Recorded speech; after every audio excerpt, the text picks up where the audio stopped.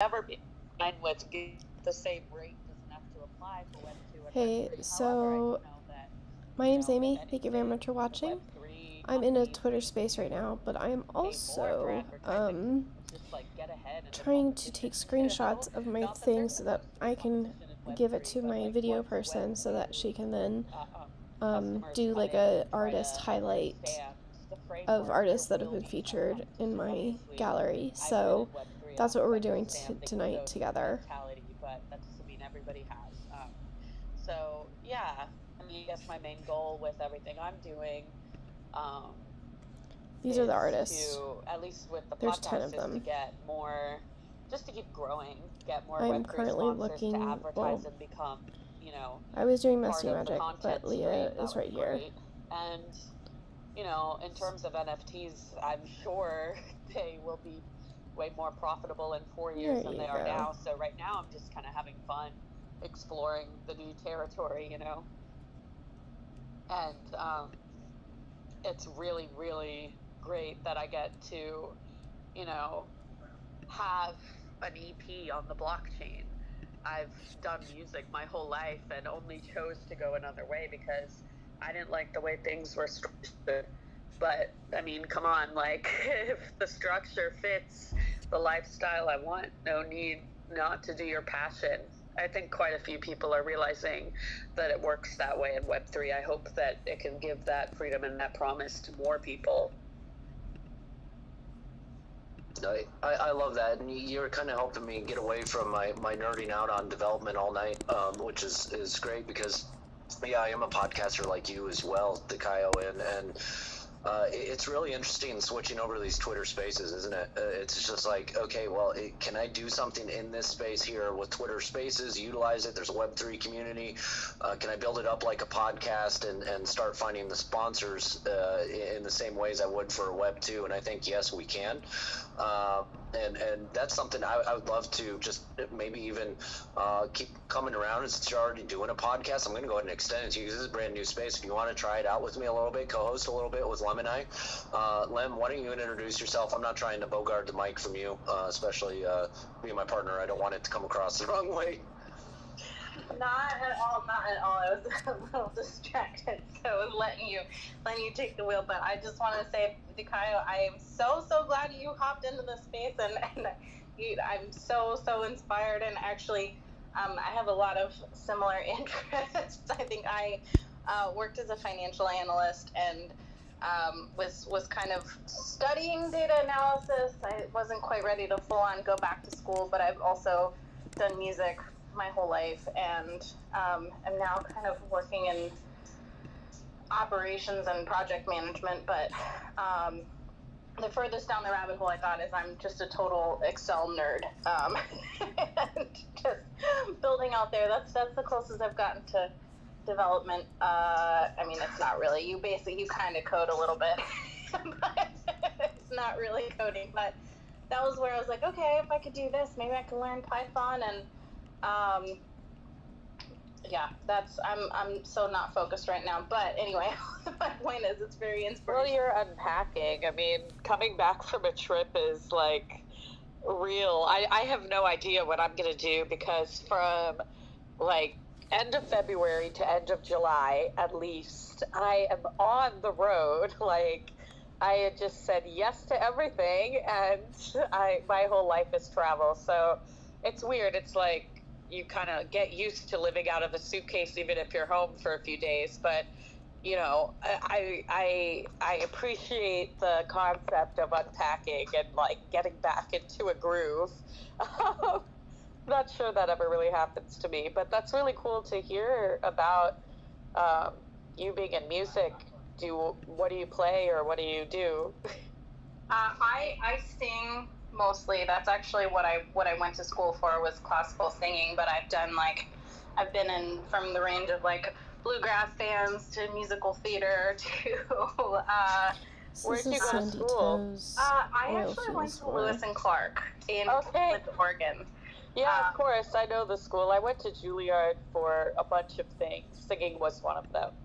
Nice. Can't tell now by my congestion, but yeah, it was. So yeah, I definitely know of your school. That's really cool. Yeah, they had an awesome. I mean, honestly, I picked it because I was dead set on not majoring in music, and they had a music program that was really open to non-majors, particularly like choir and all the singing. So they basically said you can. There was a lot of double majors, and I ended up just majoring in music because they roped me in, and it was really fun. But I was not. I don't know. I was a little bit all over the place, and I've always had lots of different interests. But that's the thing that kind of I always kept landing on. But I want to point something out real quick. I have noticed a lot of people that go to school for music end up being software developers and finance people, and people go to school for finance end up being musicians, or at least they think they are. And software developers, they just land in their own world, but end up being musicians sometimes, or just developing in their parents' basement until they hit the $1 billion idea, right? So I've just seen that, just an observation. One that I thought was kind of funny, because we're talking to a couple musicians here, and we have somebody down at the bottom who's definitely been through some finance stuff, and I'm not sure. I'd love to see a fist thrown up if you play guitar. I have a feeling you might, but if you don't, that's okay too. If we're ever blessed enough to hear you sing Takayo and you're not congested, would love it, Lem, if you want to. I know you're trying to get into singing a little bit on Spaces. If you're in a place where you want to, just let us know. If you don't, that's okay too. But I'm loving where the conversation is going right now, so it doesn't feel like the right moment, but maybe later. I posted my music up there, so fortunately you can hear me sing without me having to be uncongested. I've sung a few times on Spaces, but I have to be really high, to be honest. It's not that I mean, I like to be in public, but I'm always just freaking out about, like, oh my God, is there a lag on their side? And, like, is it the right time? Just like you said, Lem. Yeah, I don't know. I will get over that. I will have to. I didn't get her. Yeah, and then everybody, don't be afraid to just chime in. If you want to come up and speak as well, just chill group. And in fact, it's a perfect opportunity for those of you who are not necessarily used to speaking on these spaces. Just hanging out right now, and I'm going to build this over time, see where it goes. But, I'm going to keep the title and keep it rolling.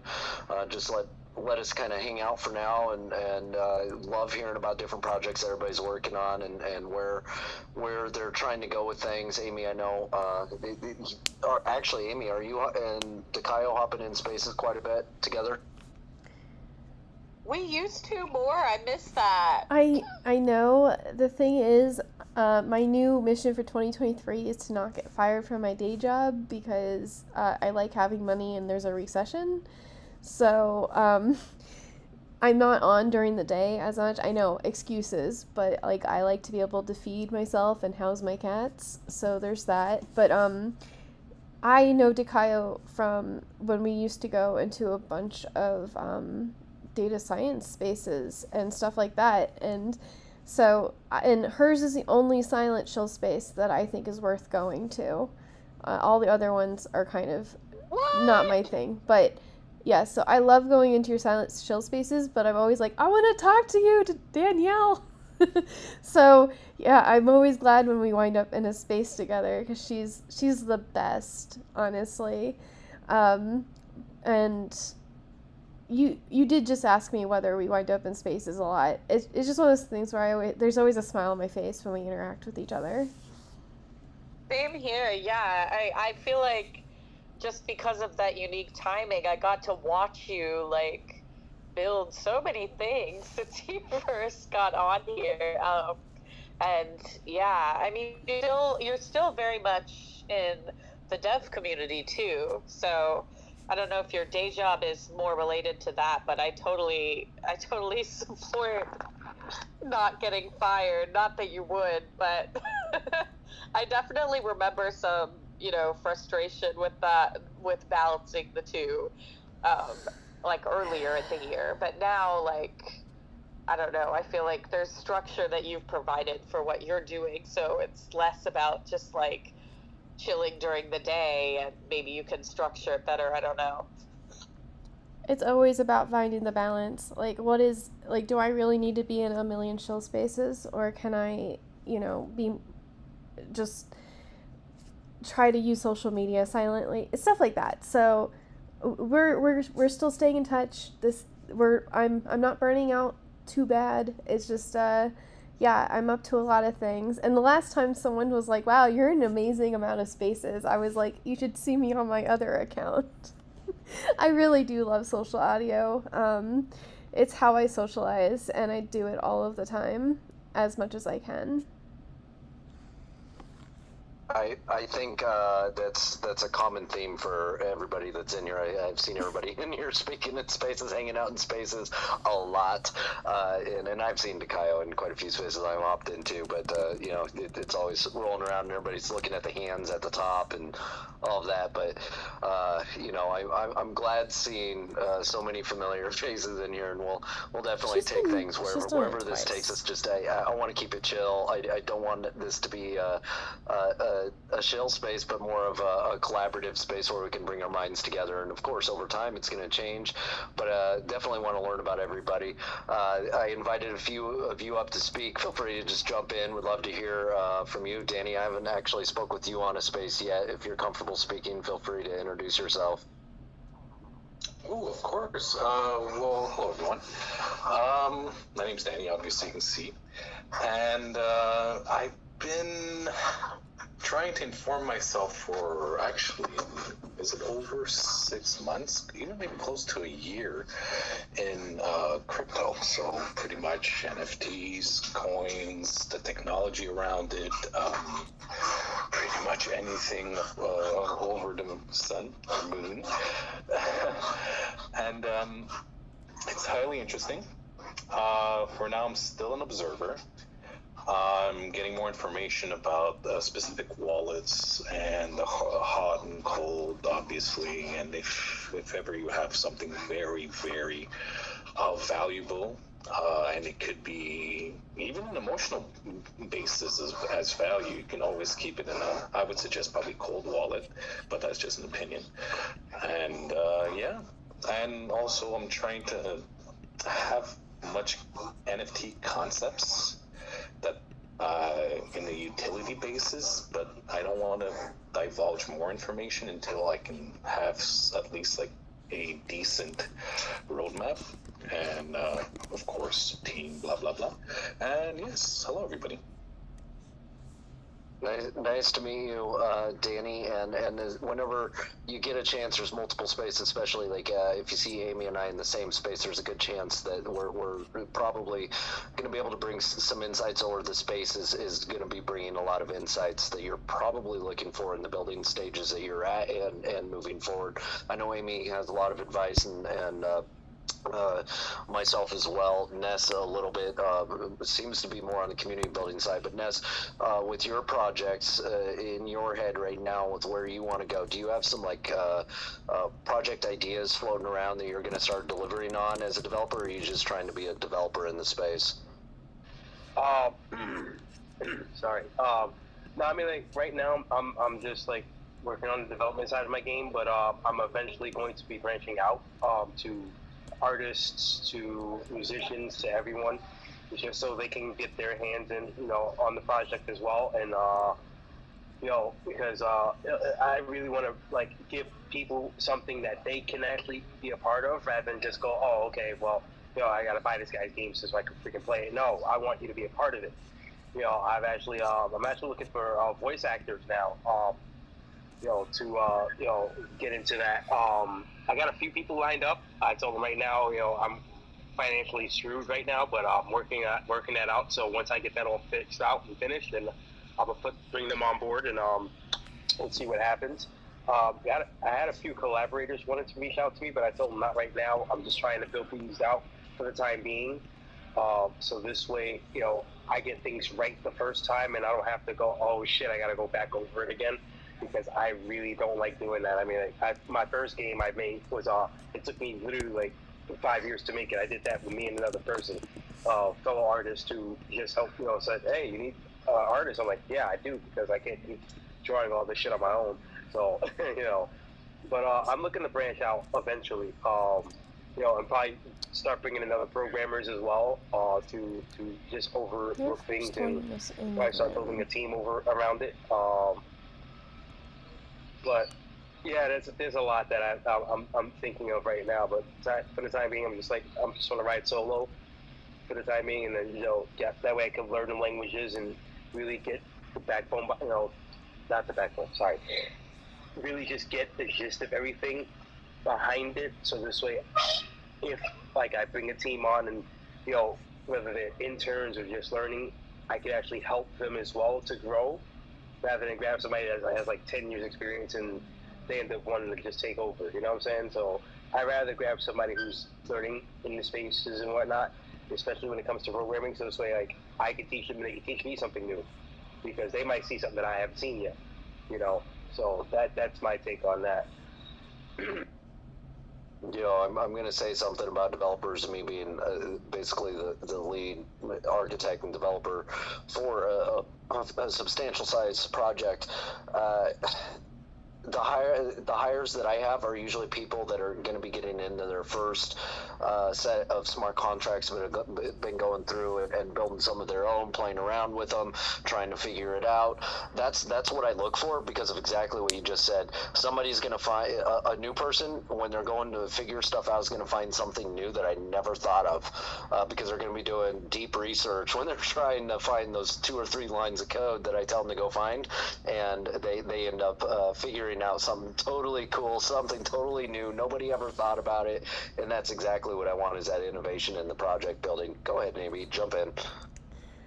Speaking of that, you reached out to me the other day. You asked me, what's my rate for smart contracts, and I was just like, whatever market rate is, and also it depends on the complexity, and also I'm not really done with my Solidity course, so you get a steep discount, because having a real project is good for, actually learning things. So, but I haven't heard back from you, so it's always that anxiety of oh no, did I play ball too hard, or do I just sound like I don't know what I'm doing? No, Amy, I had to take some time, because I took and made an executive decision.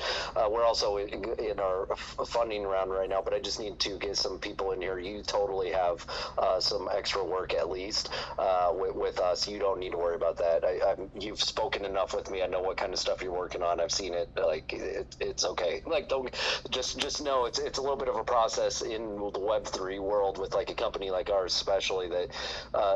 We've been on a real tight budget, but building out stuff that is normally costing 10 times the amount that we're building. So it takes longer when you go that route, unfortunately, but that's where we're at, and we're going into our next round of funding, which hopefully changes that. If that does, I may be calling you up and saying, hey, no, let's go through a deep dive here, and Takayo, finding that you're a data scientist, if you're looking for something more in the Web3 world, we actually have a very specific role with environmental social governance and survey systems, and being able to utilize that all together as well. So I'm glad we were able to meet here. I'm down for sure. Where's the Y position? Thank you. That would be really cool. Yeah, I mean, listen, there's processes you always have to go through, but quite frankly, for me, if I can meet people in Web3 and they're interested in coming in, seem like a good person right away, right off the bat. Really? Most everything tends to kind of work out, but you still got to jive for a while and figure some stuff out. And hey, these spaces are perfect for that. But on that note as well, OG Kid, I've heard you speak in 1 or 2 spaces before, but I've never really gotten to know you as well. Go ahead and feel free to introduce yourself. Hey, good evening, everybody. Hey, everyone. We spoke a few times. I'm not too new to the space. I've been here for about a little over a year now, and still just learning and absorbing everything. And just thank you for letting me up here. I don't want to get too deep into myself, but I'm not a developer. I'm not a coder. I'm not on the tech side of things. I'm more of a community manager, but I'm trying to jump into that role. And just learning, how to meet people IRL, and I'm doxxed. I'm also located in the Bay, and Grew up in the foster care system, so my whole thing is, how can I advocate for foster youth? And yeah, just that's pretty much me. Thank you for letting me talk, man. I appreciate your time. No, absolutely, yeah. Once I heard your voice, like, oh shit, yeah, we've spoken before. We've spoken, but yeah, it becomes foggy after a while. I think we're all jumping around in different spaces. I'm hosting and co-hosting and switching up spaces all the time. And right now, I kind of want to change that up and just have this space where I can create it 3 times a week, and then I have another one that I do as well. That I'll keep doing the other 3 days of the week, and then give myself 1 day off and kind of change it up, but also provide a nice safe space for builders to build and for us to give each other advice. The other space that I'm part of is a very similar formatting, just different people, different vibes, and being able to kind of just alternate back and forth, I think, is the way to go, and roll with it. So would love to see everybody back when we keep doing this. PD, man, you're a man. It looks like you've got a finance background. I actually just started following you. Would love to follow back, just seeing that you're a graduate in finance, and would love to speak with you, get to know you. Hello. Well, I usually join spaces whenever I see Amy, but lately I took a vacation from social media because I had something come up with one of my projects and it wasn't good. And then I got sick, and then it got worse, and it became bronchitis. So, but I'm finally feeling better, and I'm here. But yeah, I'm a finance major and business administration major. Before I finished, because I was thinking of getting my master's and going for my PhD, I did my thesis in cryptocurrency. So I did several mock trials, showing what would happen to BTC if it went this direction, that kind of thing, and with multiple. And I made some money when Doge hit its high, right? I was there. I've been in this whole entire community of cryptocurrency and all that for almost, I want to say, about maybe 5 or 4 years. Yes, Danny, I'm sorry, I saw your hand up. Oh no, don't worry, PD, man. If you have anything else to say, it's pretty much a financial question, but please, if you have anything else to say, go by all means. Yeah, sure, no problems. I didn't know if you had a question or not. But yeah, I did all those things, and through the pandemic, I ended up going to the hospital because I had COVID. And after the pandemic, I was diagnosed with depression, and I decided to do NFT projects based on mental health awareness. And for some reason, OpenSea does not like me. You can ask Amy. Both of my projects have been either trolled, and they've been how can you say, they've been voted out and delisted because somehow, in some way, even though I'm promoting mental health, like pro mental health, somehow it invites harm, like self-harm. It promotes that. And I have all the emails, everything going back and forth with OpenSea, and they're just like, no, it's just like people get the wrong vibe, and like, I don't know, I feel like they're just trolling me and trolling the system, but it's derailed 2 of my projects. But I'm still here, I'm still learning, I'm still trying to get that and going, right? And yeah, pretty much. Both of the projects are still live. You can still buy, the NFTs. You just can't see them on OpenSea, but you can see them on secondary markets. So if you all are into that, you can look at my profile and you can see. Love it, PD, and that that authenticity that I was talking about earlier, and how you can just kind of tie it into your project and really roll with it. I think it's critical, and you're keeping persistent and just keep going, man. I'm building a marketplace out that hopefully is not considered a secondary market, but I'm building my own marketplace. I would love to have your stuff on there if it's promoting mental health awareness. I understand art too, and sometimes how verbiage can pick up the wrong things, and then I'm trying to go a different direction than OpenSea in a lot of ways, as far as how the company is run, but also how reporting and favorites are shown, and just all of that. Just trying to change that up a little bit. Go ahead, Danny. Thank you. And yeah, the almighty algorithms, it's sad to say, you have to kind of follow a specific pattern to even implement whatever you would love to. But mental health, man, please go for it, man. It's awesome, because it'll be aiding, I'm sure, a lot of people that will never ask for aid, or that never ask for aid. But I must ask you a financial question, as you're a financial graduate, Mr. Beatty. In your point of view, is there any method to have a decent generational wealth by implementing, let's say, digital and physical, and also forgetting about the emotion type of thing, because there's always many voices in the generational wealth type of aspect. Is there any opinion that you have? So, I mean, it depends what exactly you're asking. So if you're asking like concrete, step by step, on how to get to the point where you're generating generational wealth, there kind of is. And if you're talking about just regular economics, like using cash, USD, or like the euros, that kind of stuff, yeah, definitely.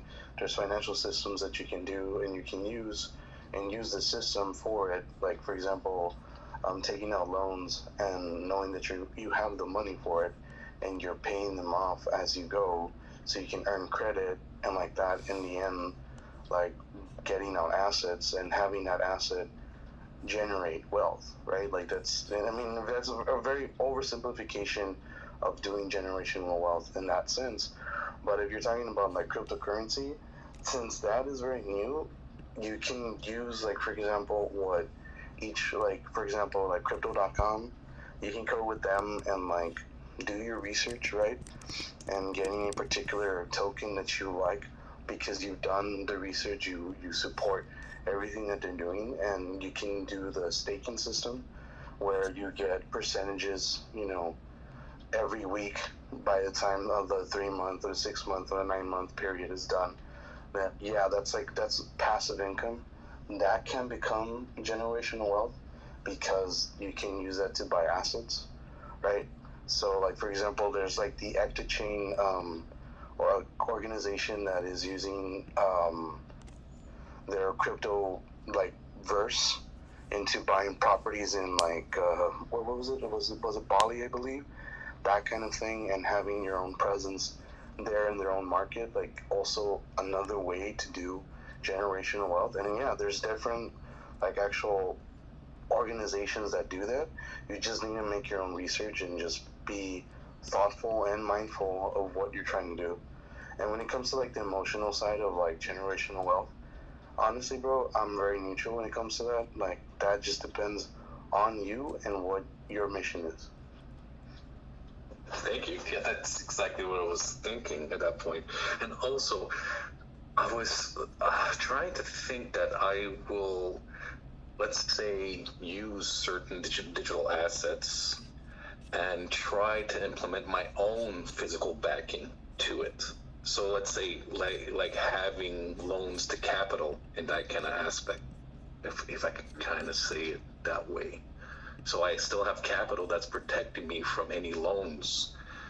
And I'm going to have to ask you, is it true in a way that, let's say, very rich people will only use private loans to protect themselves, let's say, from taxes and everything else like that, and just pay the interest from it? Well, because it's a very convenient way of doing it, especially because like in the U.S., we support capitalism. You know, like that's who we are. Your assets, depending on how your contract is involved and it's done, it will get interest based on what exactly that asset does. If it houses like, you know, governmental land, or it's some kind of subsidiary to like a commercial, you know, like you have like a little plaza, that kind of thing. It really just depends what exactly that asset is doing. And what you do is you basically pay interest on that, and then in the future you can take it out because that interest is going to be paid back to you. So it's like you're paying yourself and you're paying yourself again, but it's doing it in a very like systemic way. Like it's being seen like you're paying a particular like asset, right? Because you're using it, even though that asset belongs to you, and then you're paying, that asset is paying you because it belongs to you. Like it's your money, right? So again, that's a very oversimplification of what I just said. There's a bunch of steps that goes into that, right? But that's basically how it happens. Now, again, you know, you have the whole Democrats that like to say, you know, we should always tax the rich. The rich are the ones who are going to be end up paying for all of this. You have to understand that a lot of... They're smart at that point. They know how to kind of, divert, let's say, the taxes. Well, the thing there is that a lot of them have passive income. So, like, again, their assets generate income, and that you can't tax that because it's passive income. Like, it's something that just happens genuinely by itself. Like, it's its own system. So you cannot tax that. You can only tax profit, right? Whenever you sell an iPhone, Apple sells an iPhone, and then, you know, they get all the lease taxes done from them. But once when the iPhone does its own thing and it's generating revenue because of like all the hidden fees that Apple has, like every time you do a transaction fee, you know, you swipe your card and whatnot, and there's a fee for the sales tax and whatnot, and then there's the Apple fee. And that Apple fee, that generation of like wealth, you don't tax that. Like the U.S. can't tax that because it's passive income for the actual company of Apple.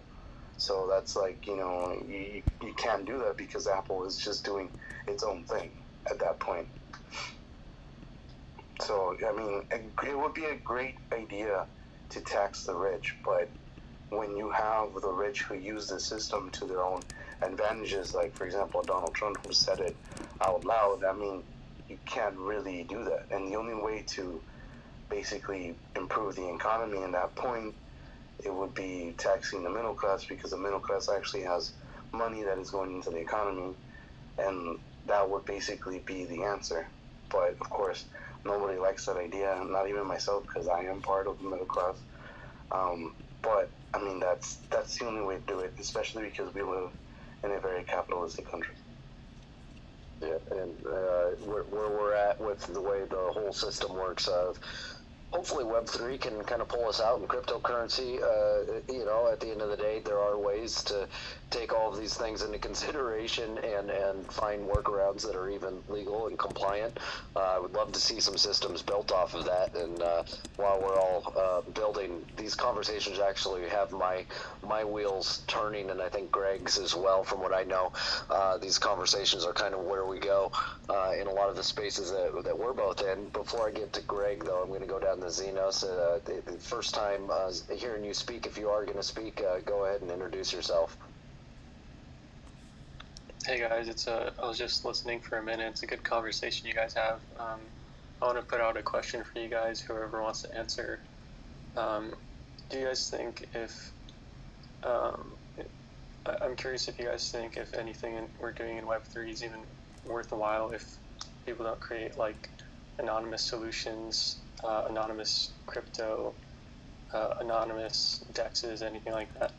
Just seems like it's not being talked about enough, even though the government and the people in the government aren't financially incentivized to help DeFi at all. And, you know, they're going to be creating their own it wasn't his fault. central bank digital currencies, you know. So, just curious what you guys think. Well, Yeah, I'll jump in on that. I would say there are a lot of pseudo-anonymous scenarios being built that are definitely going to help in Web3, even if we didn't do that. There's a lot of use case that actually gets rid of what I call server bloat, but it's not your typical server bloat that like Greg would know about. He's an IT guy that understands that, but software being able to be minimized is something that can happen through blockchain usage. And I know this, thinking of physical objects, I focus on oracleizing physical object data associated with physical objects via radio communication devices. That's one of my primary focuses right now, and being able to have a physical object transact in the same way that a cryptocurrency does, actually, just logically speaking or logistically speaking, removes so many I don't want to say jobs, but actually, unfortunately, it kind of does, but it makes things more efficient for the supply chain, and I think that's going to be one of the big things that Web3 is going to be built off of, with also the entertainment experience coming in and making something not sexy whatsoever very sexy to consumers. And it is where all the companies are going. It is what all the big companies are working on, but they're also, a lot of them are being very centralized. You know, they love, what is it, HBAR and Hashgraph, very centralized chain, and you know, they claim they're minimizing the centralization, but in comparison to everything else that's out there, it's very decentralized. I think the technologies that we're working are definitely going to be moving forward, regardless of whether we actually go to a CBDC or not. We'll still have the decentralized pseudo-anonymous aspect there, Xenos, but whether the anonymous side goes real hard and heavy, I don't think that's really going to impact whether Web3 succeeds or not. Mostly because the technology just removes so much software that it really just makes things so much more efficient. Go ahead, P. Yeah, the only thing I was going to say was just that, I mean, if you take into what's happening like currently, none of like the what ifs, like for example, I live in a border town 10 Mexico, and something that is like on like the radar is basically people are using crypto to buy drugs, and they're also using crypto to buy sex, that kind of thing. So if you have, like for example, the bad side of, you know, life, who's really honing down and using this, I feel like it's just going to explode, because sex sells, right? And that, like, very vulgar and, like, you know, very negative aspect of life. But seeing the fact that the numbers rise from, like, I want to say August all the way to December, that is just crazy. I just find that crazy. You know, that is pretty crazy. I don't know, there's that criminal aspect you're always going to have, but honestly, with fiat, everybody pays with that too. Just, you know, if you have actual cash in hand for a lot of the unethical stuff. I think ultimately, when we talk like Web3 and where things can go, it can make the sex work more transparent, and actually, you know, for me personally, like, sex work is not necessarily a bad thing if it's done right and it's not being forced and doesn't get into the human trafficking side of things. You know, to each their own. I think we can actually reduce a lot of black market scenarios for every industry using Web3, and I think that's another aspect, you know, that I think is really going to be beneficial in building out Web3. But I'm going to throw it over to you, Greg, because you just threw your hand straight up. Thank you. So a lot of that border stuff and like the illegal activities, first off, crypto's been used for that ever since, like, you know, the inception of it becoming popular on the black market. That used to be the go-to of, oh, crypto is bad, blah, blah, blah, blah, blah, blah, blah, which it really is the blah, blah, blah, blah, blah. Rue touched on that. Basically, no matter which way you're going to transact, if that's what your goal is to be nefarious, so it doesn't matter which means. As far as the spike in usage on that, A, it's more convenient, B, resolves on not having to convert, between different fiat currencies. And so the utility that's being used there, although for a nefarious reason, actually is the main reason why it even exists in the first place. Additionally to that, you're looking at more of the spike is not due to crypto itself. That's just a stigma that's trying to be created around it in order to justify what's going on, when in fact it's actually the macro environment that's causing that. So, sorry, I heard that. I just wanted to put in my 2 cents on it because that's more closer to the base of what's going on. Yeah, I just wanted to say that, like, people, the reputation of cryptocurrency is so terrible just because, like, it's so explosively innovative, and until now people haven't really realized that, like, whenever there's innovation in just any aspect of anything in the world, criminals are always the first ones to use it. You can go back in history and look at it, like, anything that can be used as a weapon or used to profit and harm other people, it definitely will be. And the reason why crypto stands out is because crypto makes it more anonymous than anything has been in the world. So, I mean, you can't really get rid of crime unless you get rid of innovation. And as far as I can tell, you can't do that. So you might as well just empower the people who, aren't bad. Go ahead, Danny. Thank you. Perfect example, back in the day, Silk Road. Silk Road had a lot of, let's say, Bitcoin exchanges and everything, and it was under the rug. And there was and there was somebody, I forgot, but there was a hacker that even stole a massive chunk of their Bitcoin. But I can't remember. It's been a while. I haven't seen that information. Yeah, I went over to actually Mt. Gox, and Mt. Gox was then hacked by somebody else, and some of it was, all of it was ended up, whatever was left over basically ended up in the hands of the United States government, and they sold all that Bitcoin off, and some of it ended up going back to the victims all through, found throughout all of that, but not all of it returned, kind of crazy, yeah, no, what's really cool is just Web3 is going to be able to fix a lot of the solutions ultimately with the exchange of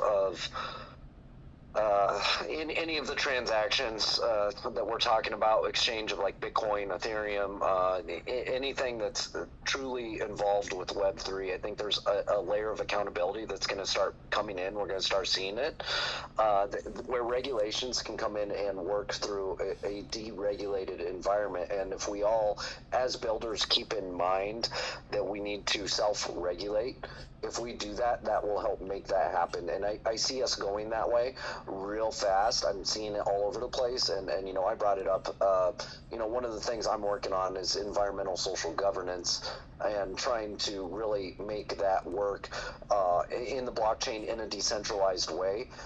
We need more people thinking on different regulatory aspects and how we can self-regulate first and foremost, and then the regulators are going to turn around and end up voting in these different ideas and concepts. Half of them, they don't know what they're doing. They're just throwing out bills, honestly, to get paid and get voted in. And if there's a good solution and people start seeing it, they're not going to get voted in if they aren't voting for that solution. So I think that's real important, at least in the United States. There's other places where it starts being different, but if it's obvious enough and Web3 is loud enough with it and we have different regulatory solutions, that's really where the big boys are going to start saying, yes, we need to adopt this. Yes, we need to. The cool thing about Web3 tech is you really can satisfy everybody, whether you be a socialist or a full-fledged hardcore capitalist. I think you can satisfy the needs of everybody in different ways throughout our system, so it's kind of cool. I've experimented with different systems economically inside of here, and I can tell you can provide options to give a mixed bag and keep it apolitical. You're removing that layer of trust, which is really cool. You can be a hardcore libertarian capitalist, or you can be a hardcore socialist, and it can still make sense. It makes sense for middle of the road. Web3 is one of the coolest things because of being able to remove the political leanings. Throw it to you, Danny, first, because your hand went up first there. Oh, just very quickly. So everybody focus on free market, but I love Web3 because it's a mixed market. So it's so interesting. Yeah, that was pretty much what I was trying to say. The mixed market ideology and the fact that you can kind of just choose your own corner is really cool. There's some more altruistic communities, and then there's some more sorry, I'm looking for the right word, but they use meritocracy, and you know, it's really interesting looking at the dynamics of each community, but the fact that as a whole Web3 can just operate with that mixed bag, and what the globalist economists are always saying, you know, they want to try to do, Web3 is actually making it happen a little bit faster, and it seems like more people are actually in agreement. Okay, I can have my corner, you can have your corner, which that's the part that's really cool to me. PD, go ahead. No, I was just gonna tell you that I'm gonna head out. I'm gonna help my dad take a shower, so I'll see you all later. I believe I befriended everyone who sent me a friend request, so keep me posted. Text me, then message me. Be awesome. Petey, it was so great to see you. Thank you so much for coming tonight. I love being here. Love it. Have a good night. Yeah, and thank you very much, Petey. And I'm probably gonna have to ask you more questions, so I'm gonna have to bother you. No, I'm kidding. Well, you know, hopefully everybody comes back and we keep this rolling. You know, it's a small coin group right now. Good little first space, actually. I'm loving it. Just the vibes are chill, and you know, we're not even. I don't know if anybody's smoking over here right now. If you are, cool, but it's not one of those stoner chill vibes right now. It's more just cool. I'm loving it. You guys are the best. I want to see more of this. Xenos, I'm not trying to keep your hand up there for an hour. Like, you're going to be the strongest man in Web3 if I keep going. So just go ahead and jump in. Thanks. Earlier, I think you said that we're leaning more towards self-governance in Web3, and I would just have to disagree with that, because I'm meeting fewer and fewer people who can stay in the space and tolerate the people in it who are willing to sacrifice themselves and their own bags for the benefit of the whole space. And I guess what I mean by that is, like, people in this space just seem to be extremely greedy.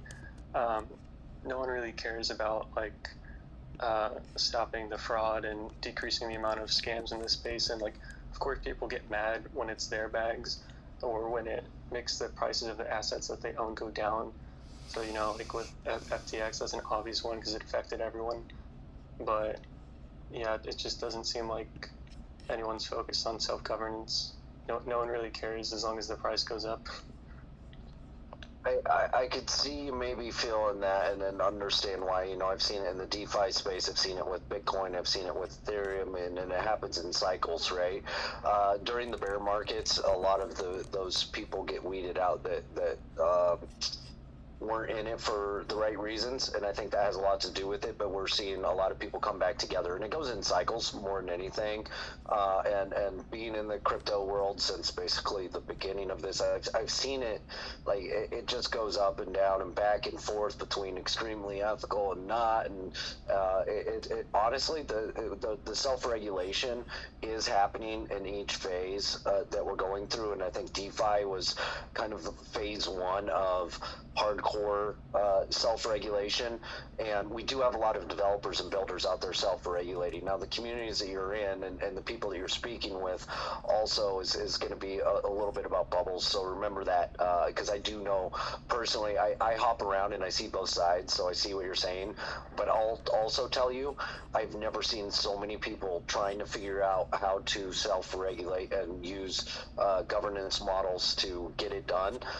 So it's really cool seeing it happen.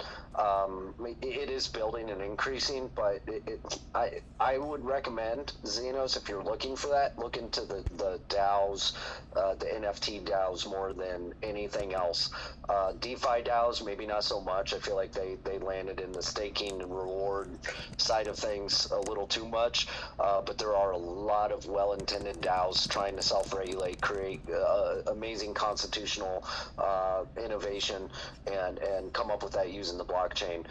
So there is a little bit of both. I'm not saying I don't disagree 100%, but I do at the same time. Kind of weird. It just depends on the bubbles that you're finding yourself landing in. Can you name any DAOs or anything that are getting rid of fraud or anything like that? You know, like making it more appealing to like companies.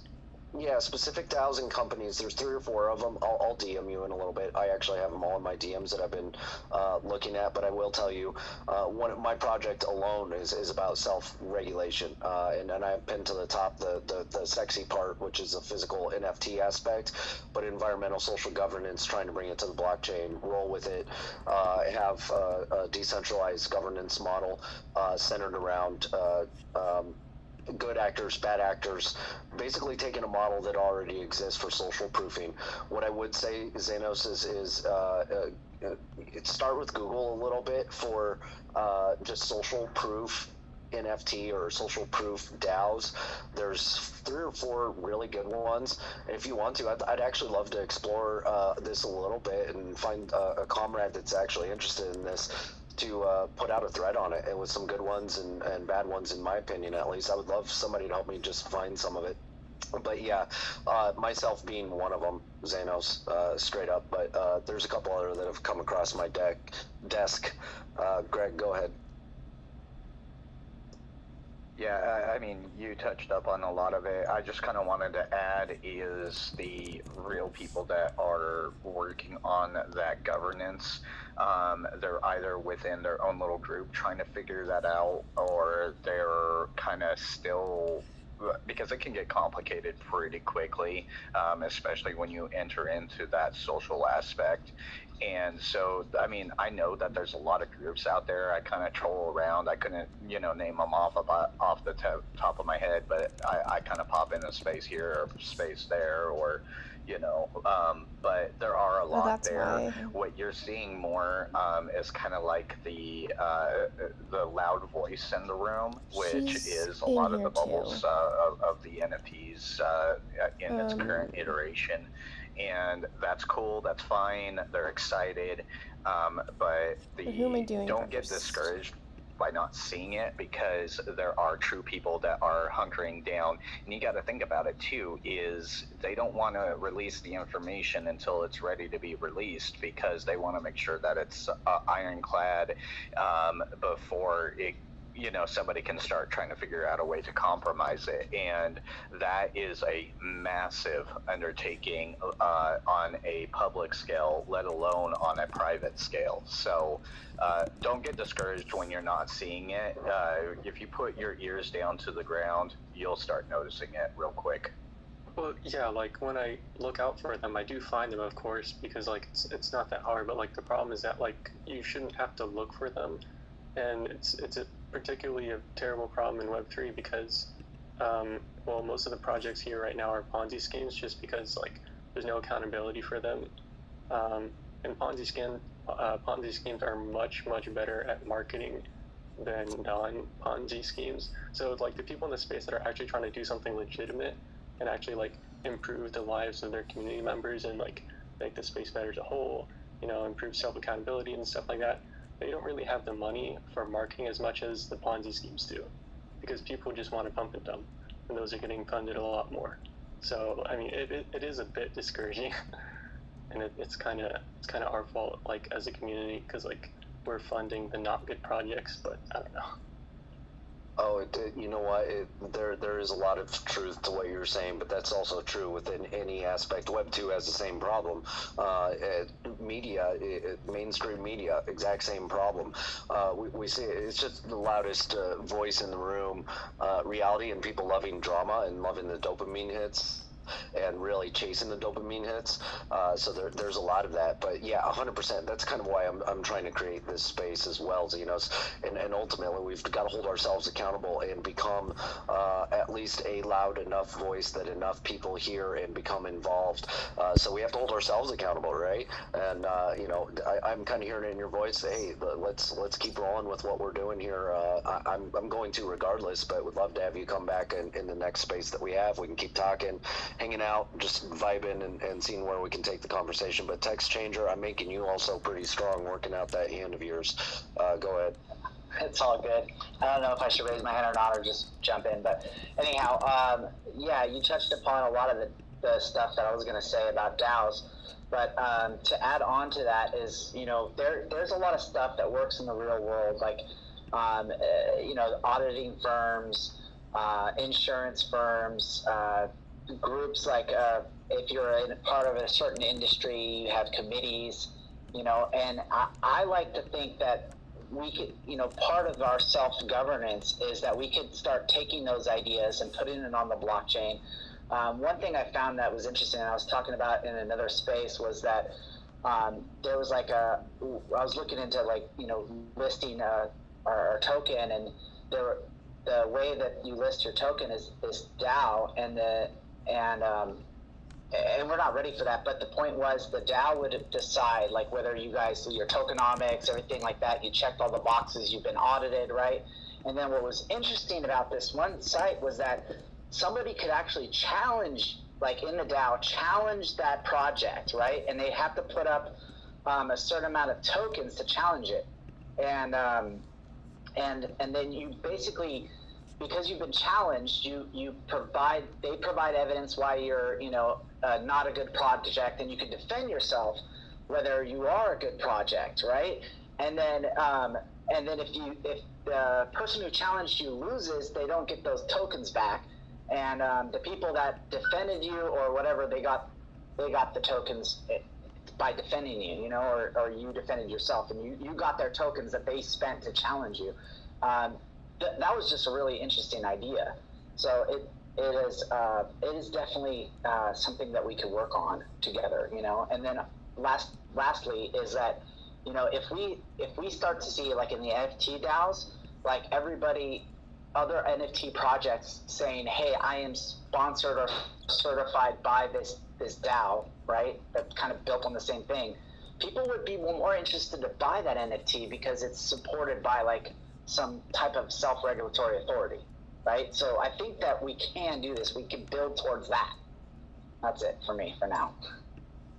No, I love that Text Changer. Yeah, the big thing with DAOs and just where they're going, there's the whole voting structure and being able to maintain the integrity of decentralization as much as possible without it still becoming centralized through, you know, just the powers that be being, you know, whatever multimillionaire decides to buy a majority of the token and all of a sudden become that extreme vote holder or majority vote holder, and being able to work around that, finding the right ways. I think it is going to take more Web3 discussions and not just one DAO. It's going to take multiple DAOs. We're going to have to create kind of a constitutional republic, kind of like we have in the United States, to be able to make it decentralized as much as possible. But Art, I believe your hand was up next. It was probably Danny, but we'll ignore that and I'll talk first. I just wanted to talk about the Ponzi scheme thing. It's just the fact that, like you said, like their advertising is easy, like they're so good at advertising, but their ideas are simple and they're easy to come across. Like, Rue, I didn't even know what you were doing until one day you weren't in Levitated space and it came up, and Levitated spent like 10 minutes going over your project, and I was like, really? That's what you do? And so, like, ever since then, I'm like, oh wow, Rue's amazing. And you know, my own project suffers from that. At first, no one knew I was a developer, and I didn't think it was important for the project for people to know I'm a developer, but apparently it is. So, like, yeah, it's one of those things where, like, if you can understand the project the first time you hear it, it's probably not something that you should invest in. Yeah, that's one of the things that a lot of people don't understand at this point is if you're building honestly in this space, you don't know how to explain your shit straight away in a 2-minute conversation. You can give some basics and get people excited, but yeah, there is that reality. I think Amy and I have been through a conversation on this with a pitch. Like, yeah, I can go to other nerds and techies and explain it, but it hasn't evolved enough to where, you know, a project honestly should not be explaining it. Oh, hey, it does this and this and this. I'm done. If they can do a 30-second pitch and get you excited with floor prices, and that's what they're doing, that's not the project you should probably be in. But Danny, go ahead. Thank you. I want to bring a little bit of positivity, but I have to bring something negative first. So does anybody know about Logan's Paul Crypto Zoo? Is that right? Like his NFT collection that he wanted, the gamification. Thank you for the laugh. I just saw a 4-minute YouTube video that someone called Yippee created exactly the same thing and is offering it for free. And it looks 100 times better than what Logan Paul or whatever his team was showing. When I saw that, I said, yes, Web3 for the win. Because right now, he's not getting stopped or anything else like that. The only dilemma I can see, it could be probably stealing someone's, IP, is it? Intellectual property. Yep. And that would be the little mishap, but I think they're probably just going to do a cease and desist or something and probably remove the site completely. If he keeps it, maybe they can just implement a lawsuit. But I'm telling you, realzoo.itsep.com, it looks beautiful. Like the characters and the look of it, it's jaw-dropping. I'm sorry, I speak 3 languages. No, it's all right. I speak one language and I can't speak half the time either. It's all right, Danny. You know what? You be careful with the derivative copycats out there. They could actually have something in their contract where you can't even transfer or sell or anything like that. So be careful. But other times, just straight rug. Most of the time, that is one of the big things in Web3. We do, I would say, about 80% of the projects are intentional rugs, and then you have the incidental rugs, which I think we should be careful. Probably stop calling them rugs. Some of the market conditions just sucked the last year. So there's a lot of projects that have come out and not done so well. But Sebastian, since you're new to the room, introduce yourself. I'd love to get to know you. Hi guys, can you guys hear me? I don't have my headset right now, so sound might be a little bit problematic. Okay, well, I'm new in the space. I've been joining Twitter about 3 weeks ago, and I met a bunch of really cool people, so it's super nice to be with your group and meeting the community. So I'm learning also Web3, all the technologies and cryptos. I started buying my first NFTs, and I'm looking forward to get to know you guys and also learn more about you, and if I can help, just let me know. But it's been incredible so far, lurking around in the spaces and just talking to people. That's pretty cool. And as for myself, I work on a project. I'm building a social platform, the WeChat of Anime and Gaming. We're transferring from Web 2 to Web 3. We're also implementing some super sick stuff along the way on the project, which there's going to be a massive reveal as we go. But I feel like as I learn more, there are legit problems worth solving in the space, and also I'm very interested in hearing all about the scams, hearing about the fears, hearing about also what makes the space trustworthy and how that can best be delivered as a really good user experience, and also understanding technology to deliver that. So, but yeah, if you guys want to hit me up or ask any questions, just let me know. For sure, I'd say just keep coming back around the space. We are going to be doing this on Sundays, Wednesdays, and Fridays. So just keep coming around. We'd love to get to know you a little bit. I think that's the most important part of Web3 is us all getting to know each other and talking about our projects a little bit more over time. But yeah, thanks for the insights, Sebastian. Would again invite you back and we can all get to know each other a little bit. Greg's had his hand up here for a moment, so jump on in, Greg. You know what? I completely forgot what the heck I was going to say, so just ignore me. I started multitasking, so my bad. Damn it, you need to write that shit down, Greg. Write it down. That's like the second time I've seen you do that, man. No, I'm kidding. Second time and quite a few times. Also, on top of that is the girlfriend got hungry, so I am rehashing my dinner last night and making country fried steak out of a T-bone steak. So I'm occupied. No, I love it. I'm just giving you a hard time anyways, man. Did I rug or did they rug?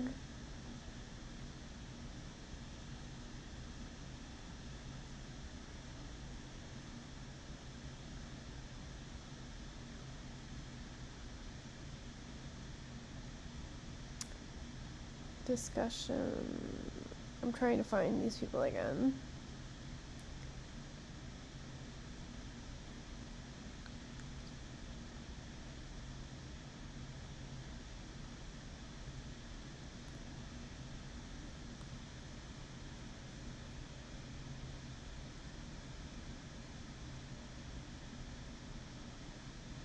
That we've been doing recently, and I think that's really important. I don't know. I mean, where am I going with this? I don't know. Come back to me. I'm on a train.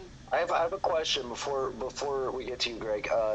Lem, to you, what does authenticity or being authentic mean to you? Because I think that means so many different things, and a lot of people hear that. But what does it mean to you?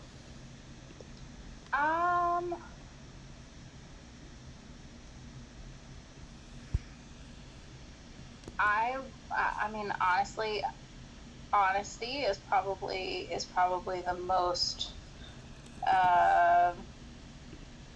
Being authentic is pretty much in line with being honest about your true thoughts. It doesn't necessarily mean showing everything and laying everything out there, but I guess that would be it. Like, I have to think about this. I don't have an eloquent answer for it right now. But I would say maybe we don't, we're putting you on the spot a little bit here, maybe, I think. But we'll go back to Amy. She came back in. Go to Amy real quick.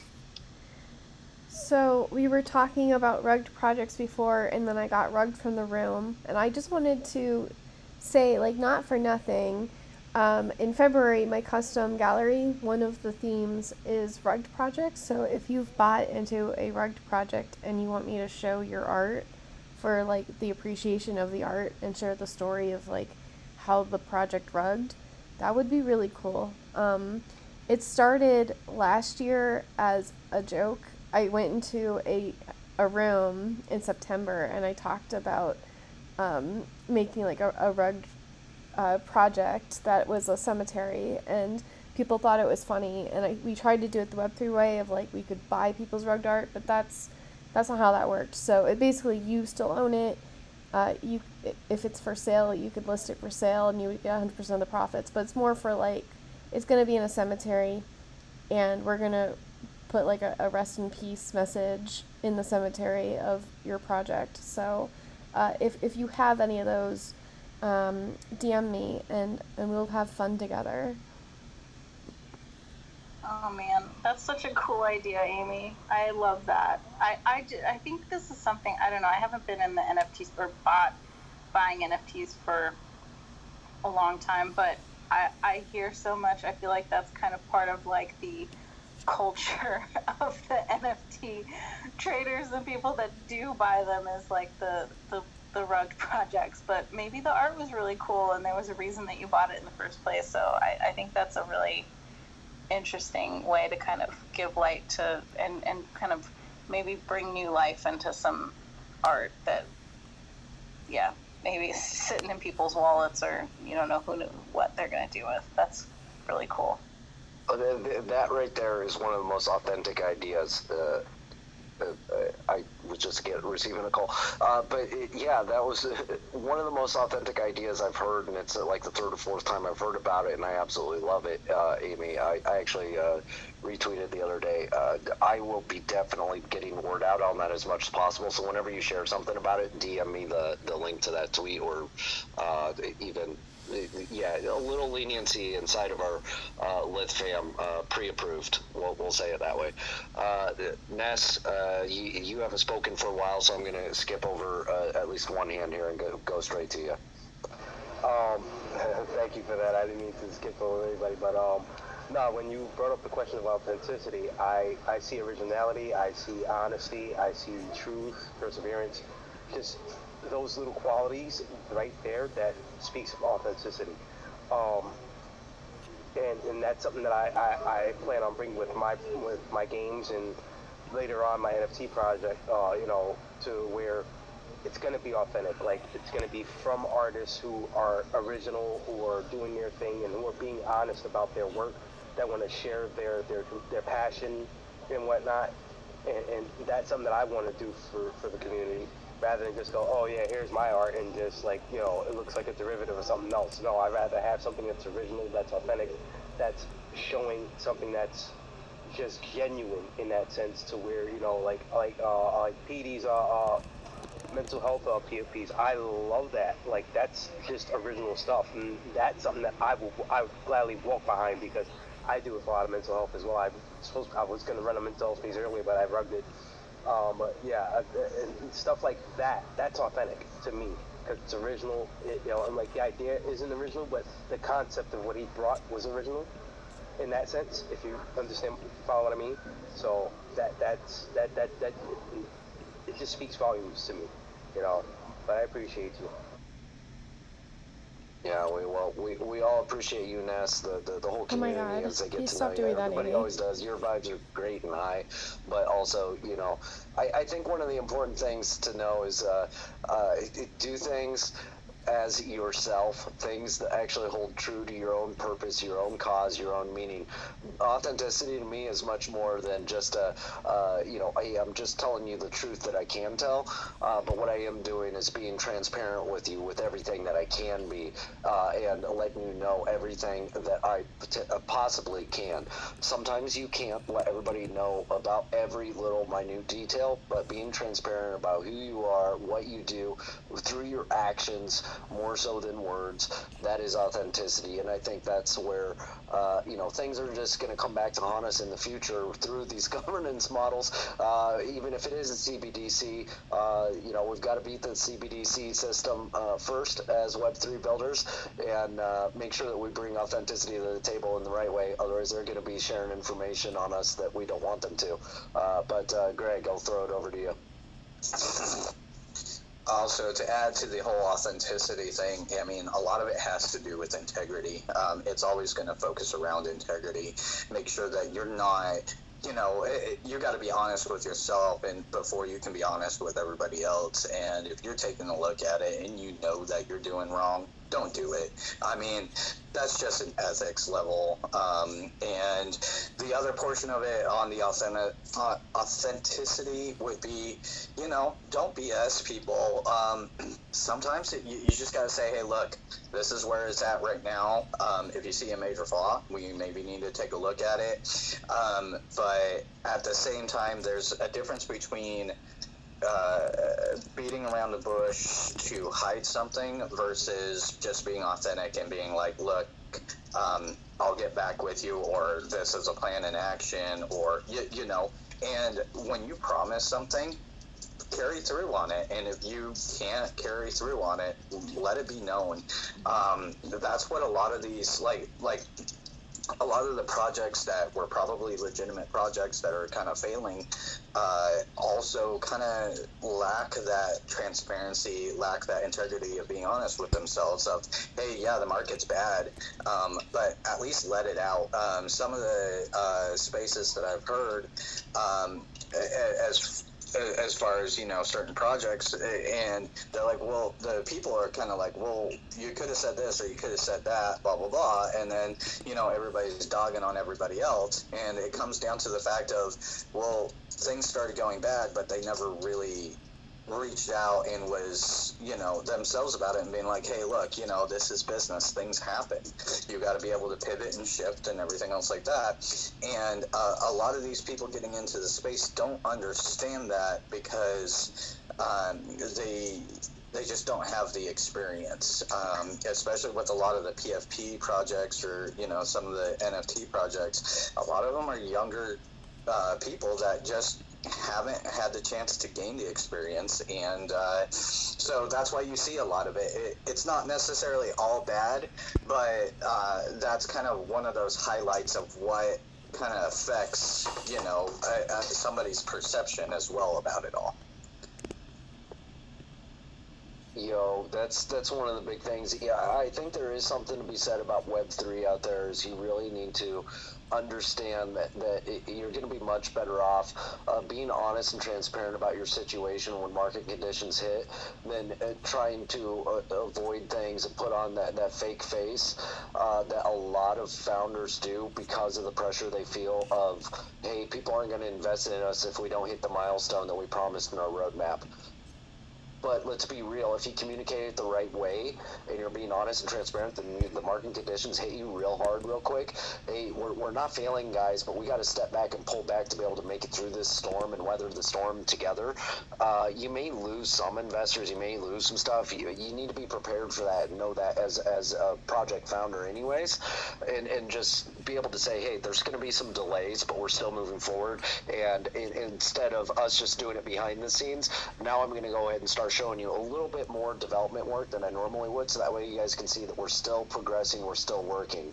And a lot of people miss out on opportunities to actually strengthen your bond with their communities by not doing that, and that actually strengthens your brand and just everybody knowing the integrity of you as a founder. I mean, I've been through that myself, and it's tough.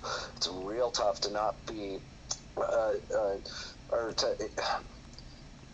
you have to find a delicate balance where you're like, okay, this milestone we can't hit right now, but it is being worked on. Let me show you what we're working on.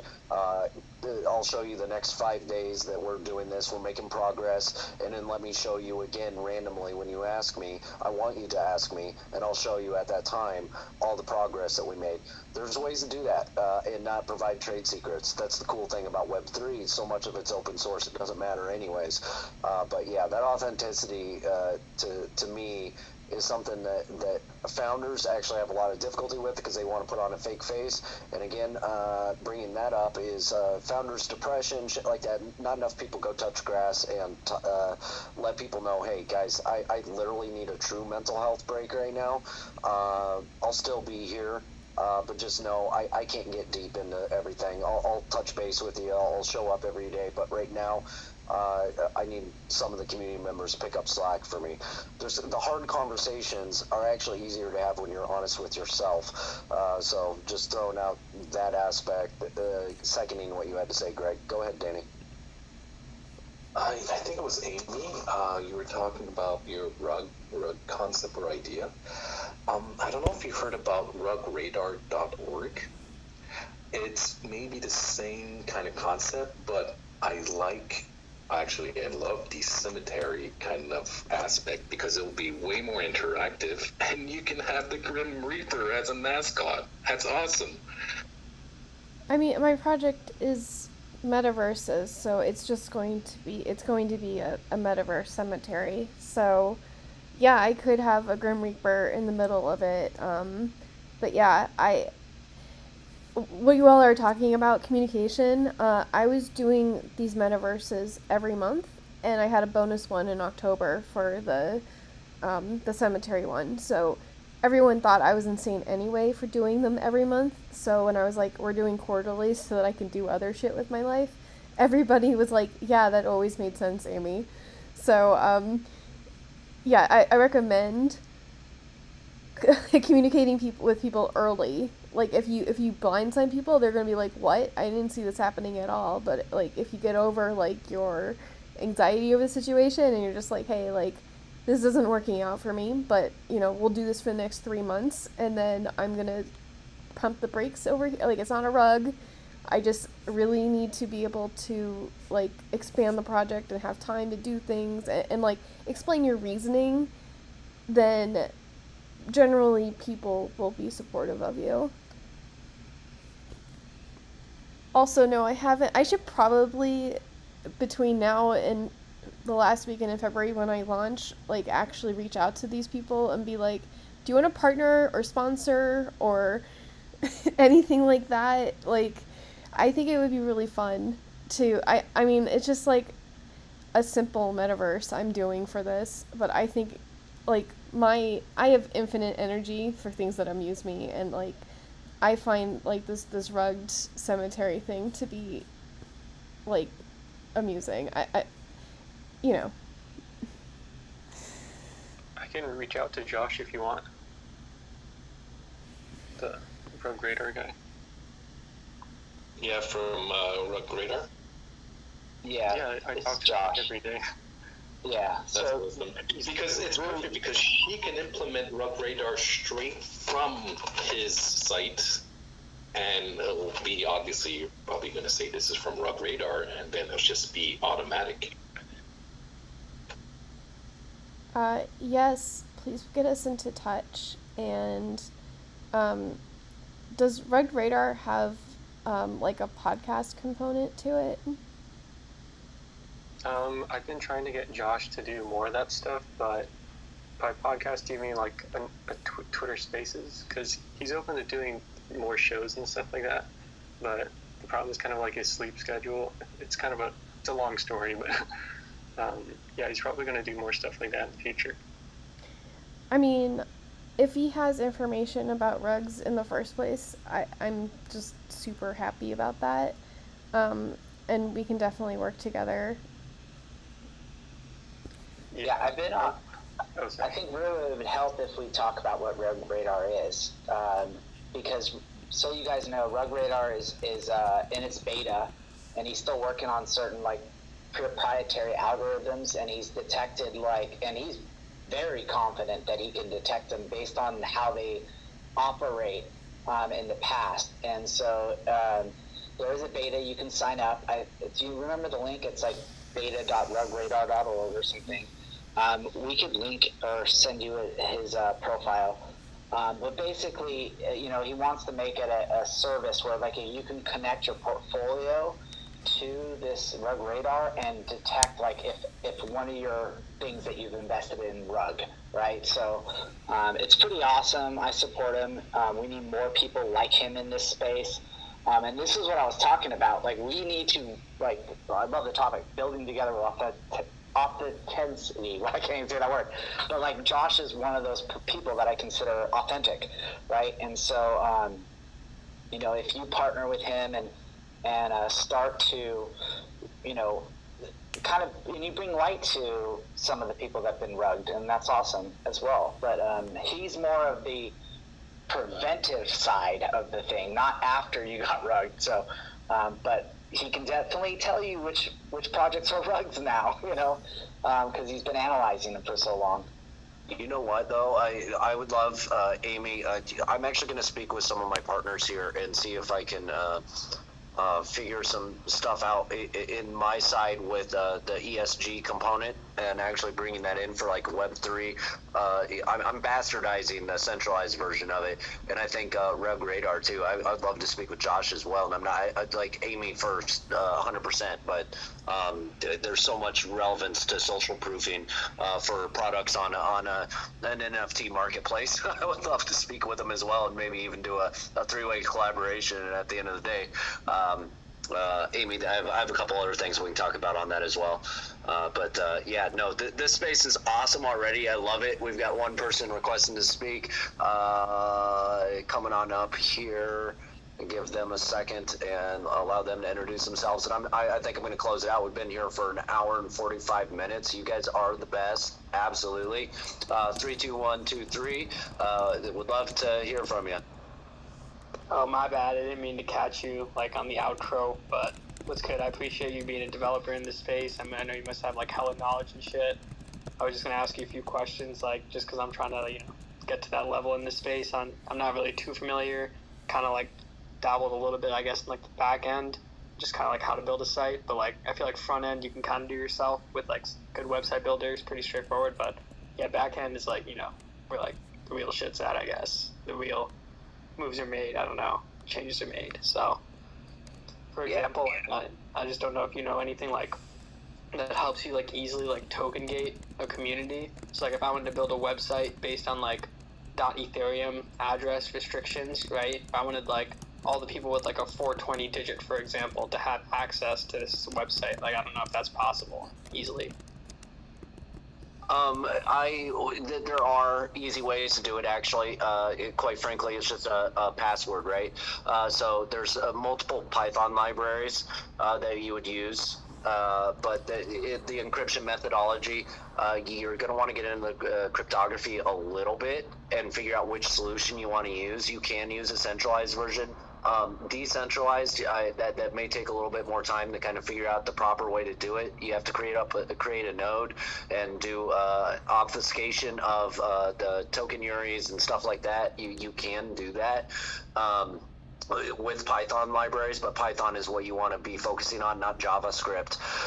And that's where it can take a lot more time to develop than a JavaScript application. But using Python, you can get into a lot more of the token gating. Passwords basically is all you're doing, is taking the confirmation of the wallet and proving it out. Let me do a little digging on some good simple libraries.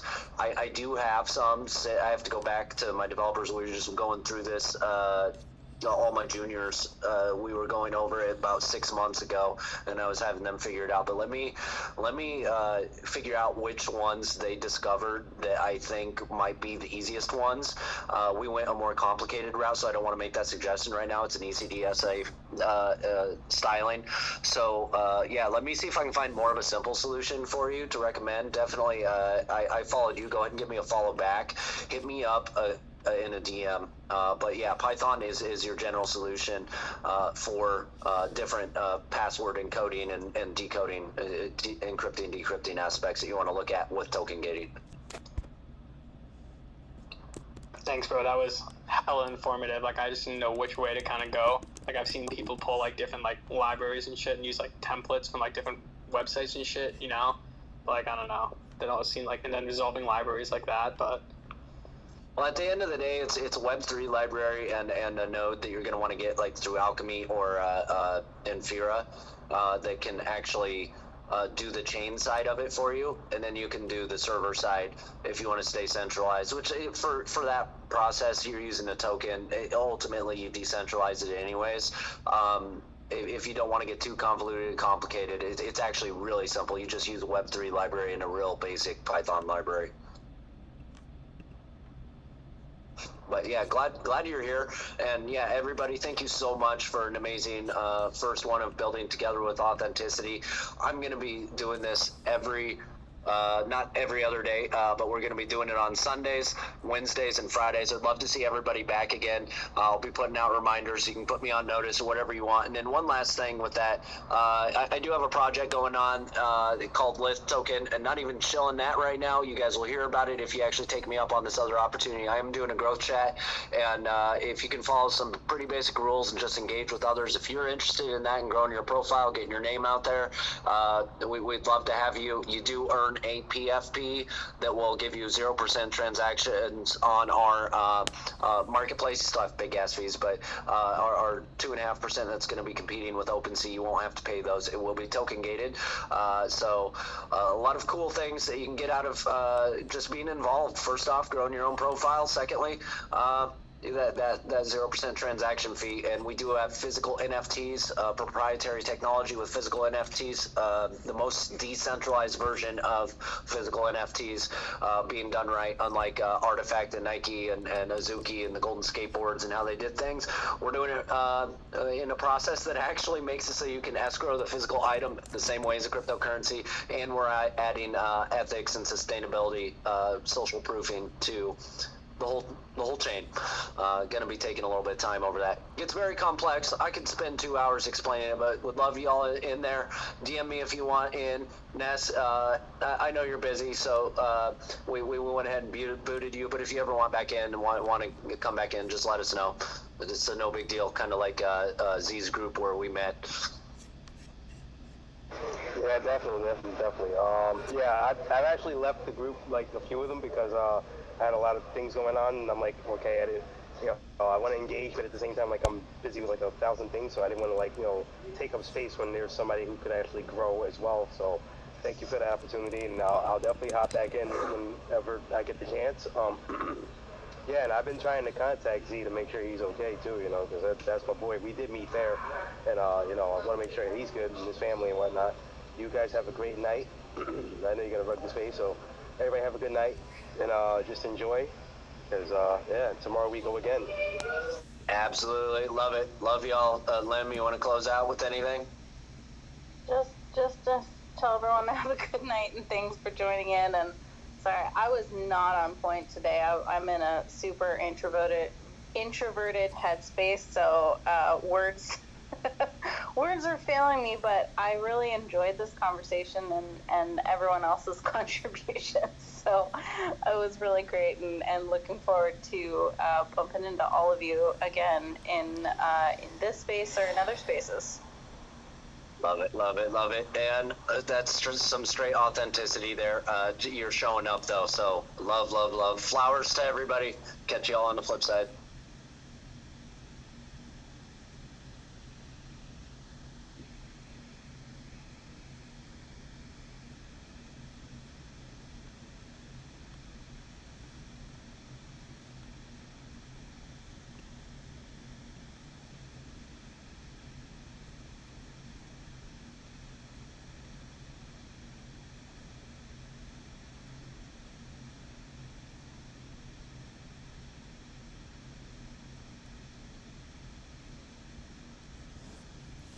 Okay, so who all have we done?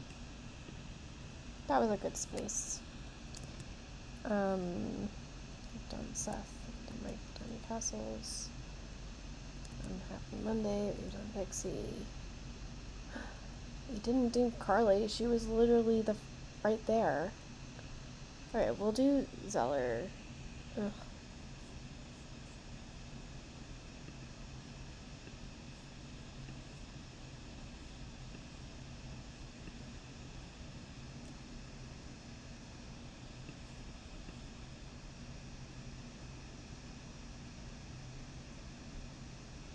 I should reach out and make sure she's doing okay.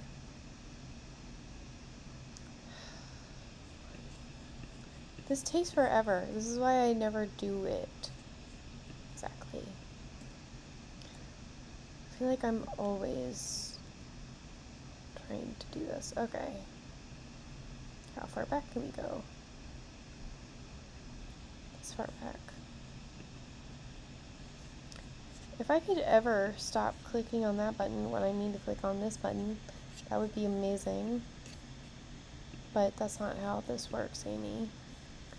I'm gonna get the Got Rugged advertisement out again, because that was a piece of work, okay? I don't care what you say.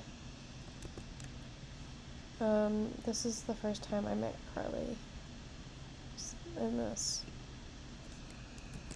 Carly, yes, she is a photographer. I'm not even sure if I spelled her name right. McKinnis. Close, if I wasn't right.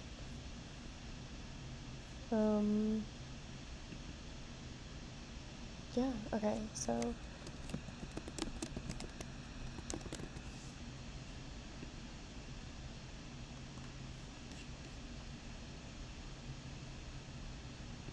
the game plan is to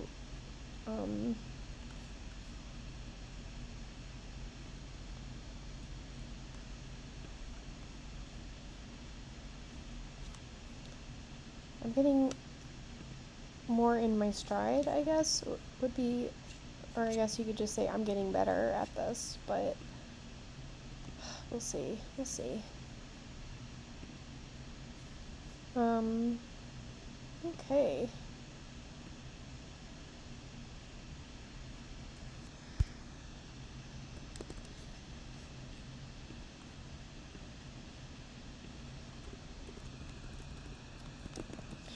Now, Zeller, and Zeller's is going to take forever, because holy poop. She's like the entire temple to herself, except for the women that are up top.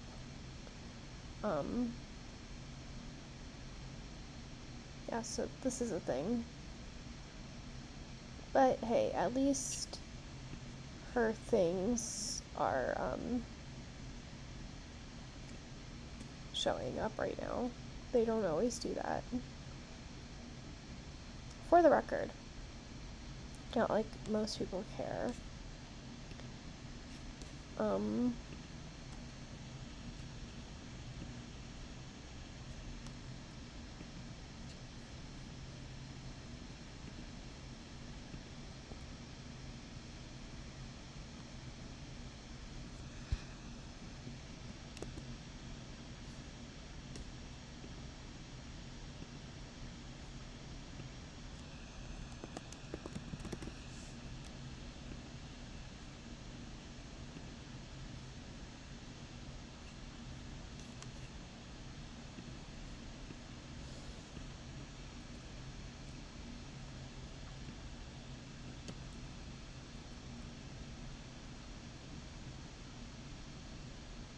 Can we make it through the whole thing?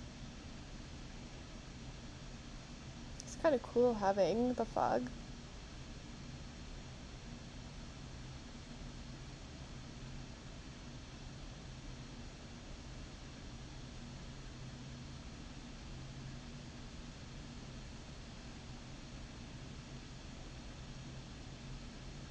I think we'll just do it once this way and then once looking through the side, and then so 3 times through the entire hall, and then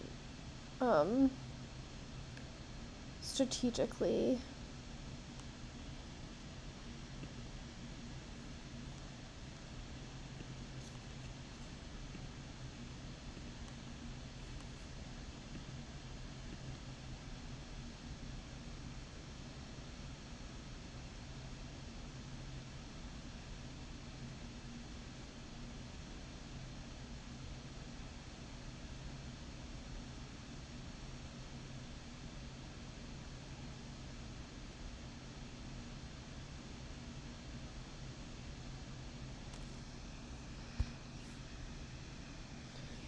okay. So for Zeller, we're just doing screenshots because she can deal with it. Also, there's too many. It is too much.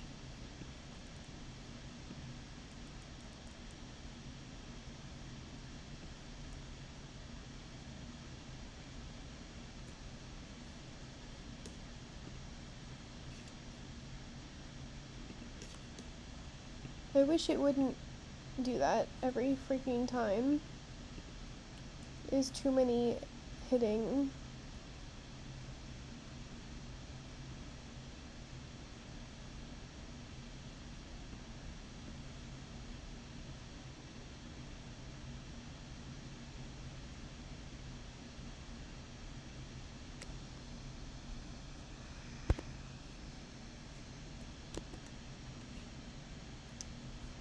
Go. One more time. Everybody is feeling fine. What to do now? Because then I'm gonna do this.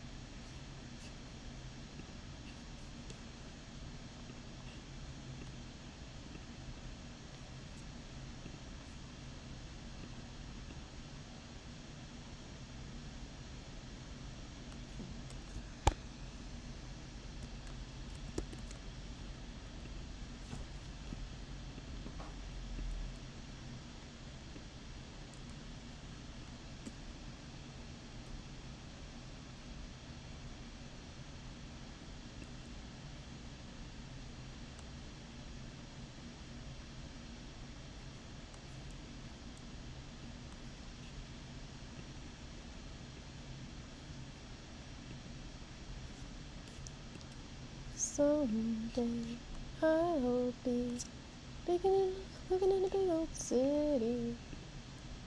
YouTube will demonetize me. Who cares?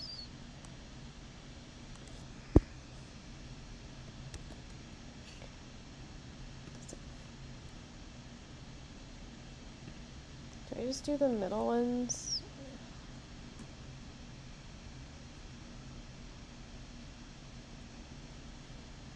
I never do this for people.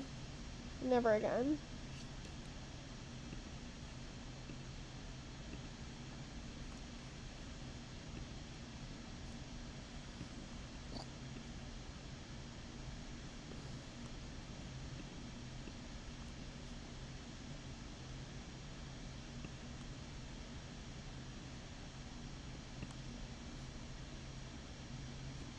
I'm not redoing that. She can deal with it. A lot of tonight is she can deal with it.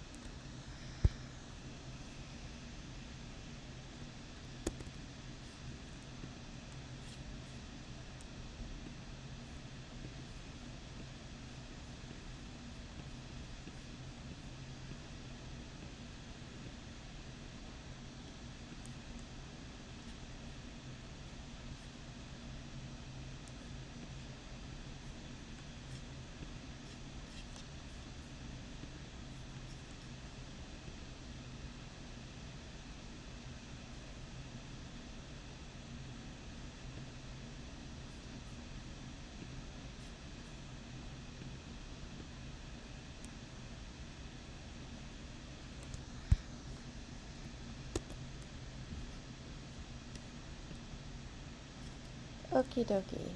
I think we're just gonna have to call that good. She's welcome to come. She's my videographer that I'm hiring to do this. So I say she can do with it. I mean, she can come back in and record herself doing her stuff. So that's good. So we're gonna come here and we're gonna go to her spatial that I made for her.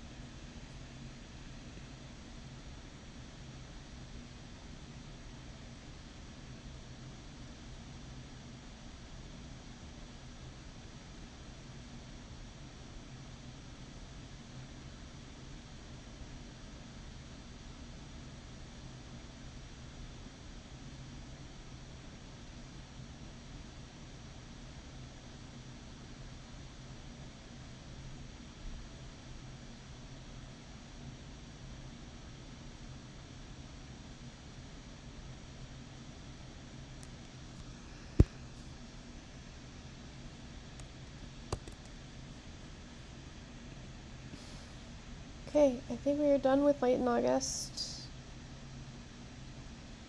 I think we did Carly before we did Zeller. So then, did Musty Magic do Scarlet Letter? I do not think so.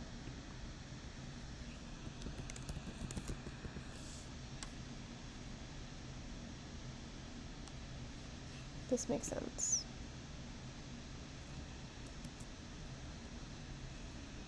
So, Grimm's, he's in Animal Farm.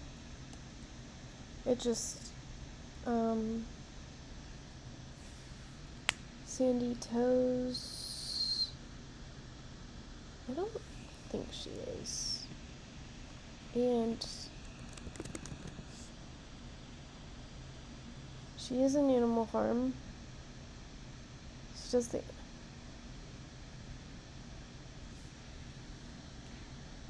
reason why Sandy is not in showing up in the directory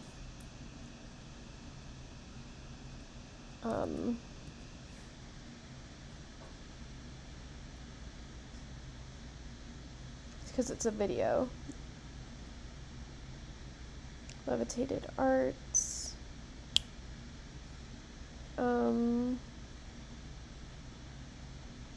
I don't think he...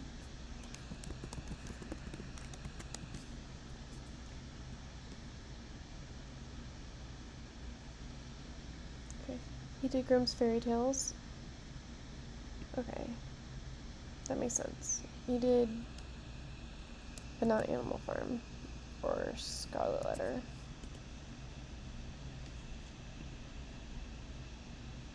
Grimm's Fairy Tales, and then Christmas Carol, yeah.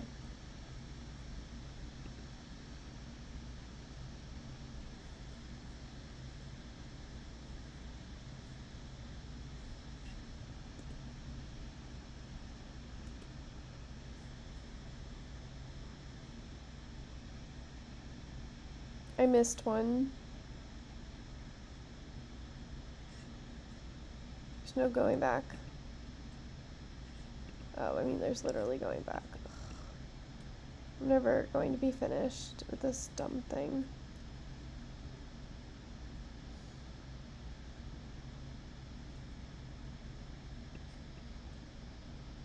busting through walls, trying to get back there. Probably could just refresh the page. Make more sense. It's literally right there, Amy. This is an eye that's staring at you.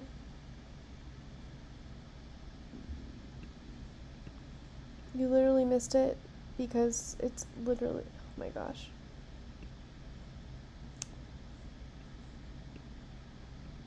Nobody knows but you or I.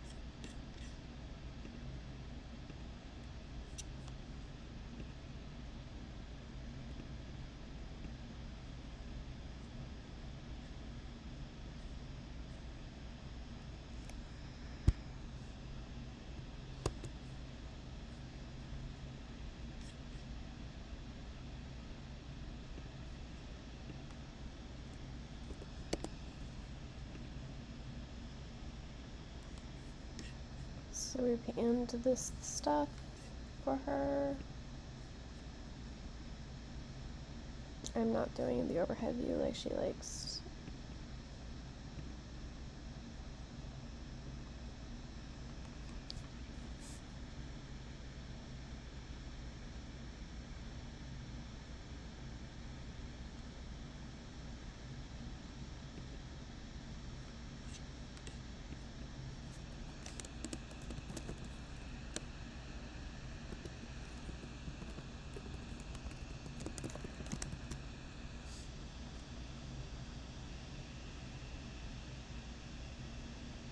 Knew it.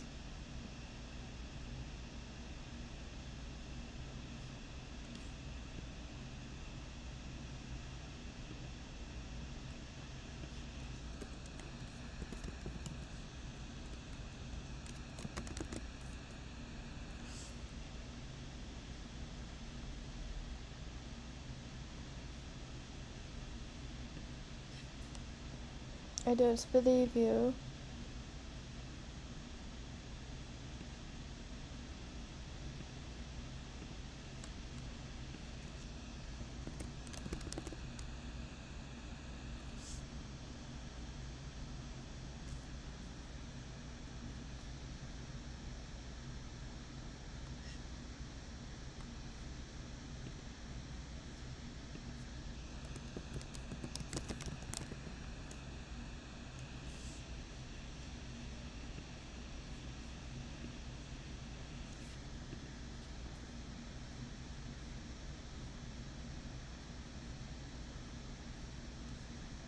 Oh, did she wind up in like AI for some reason?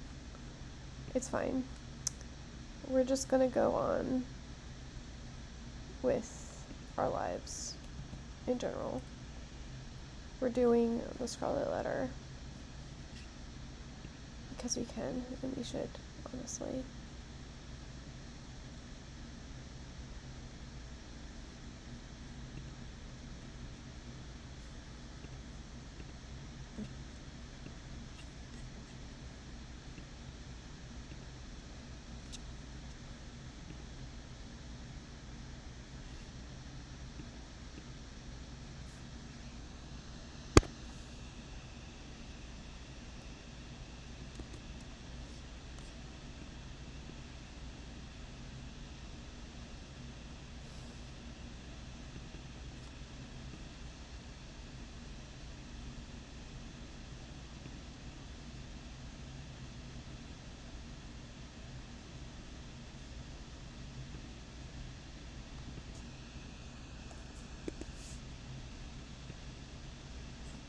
Okay.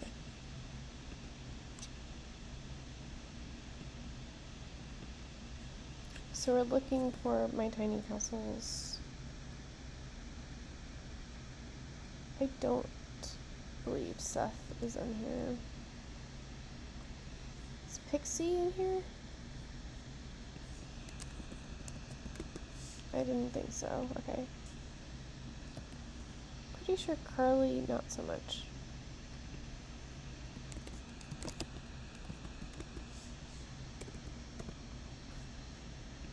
She shall never know that happened.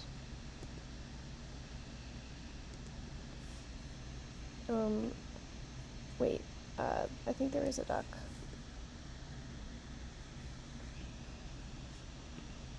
There's a couple of ducks in here.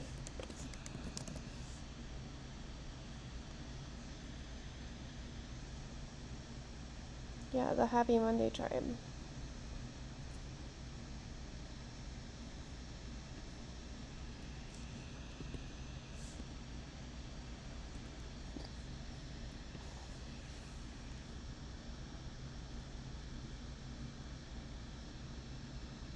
So we're looking for My Tiny Castles, the Daily Ducks, and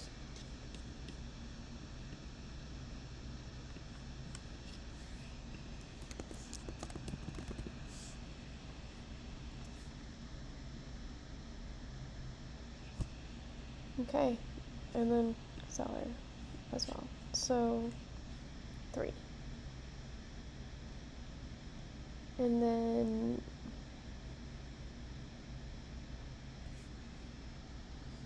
we have 2 more.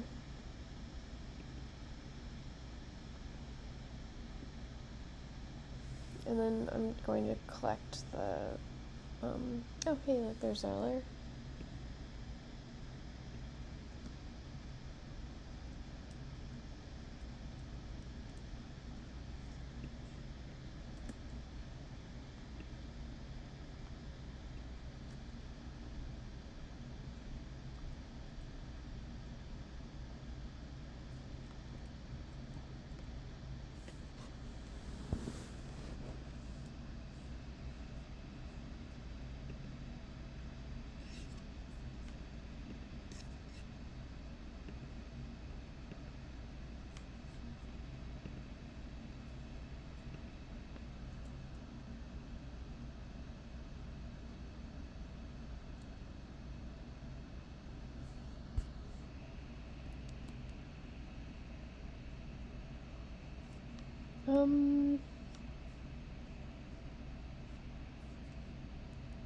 You know what happened over here? And it's a good thing I'm going through all of this shit.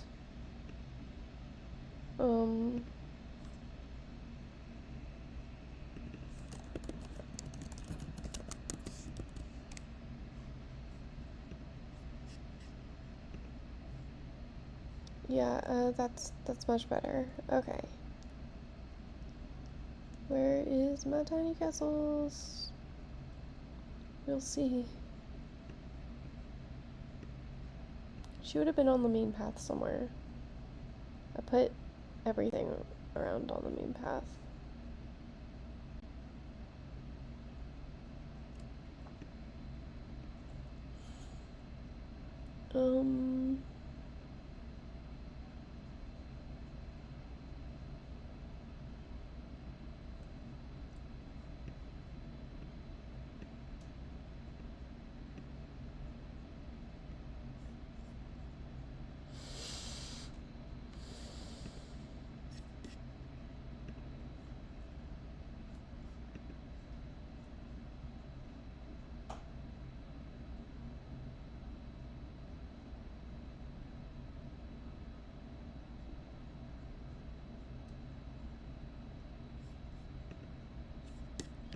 Why do I keep...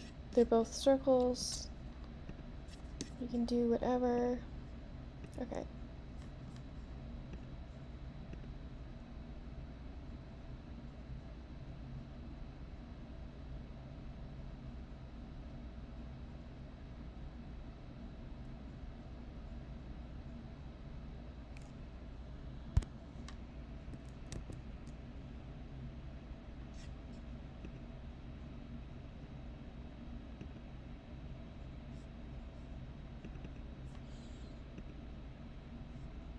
Okay.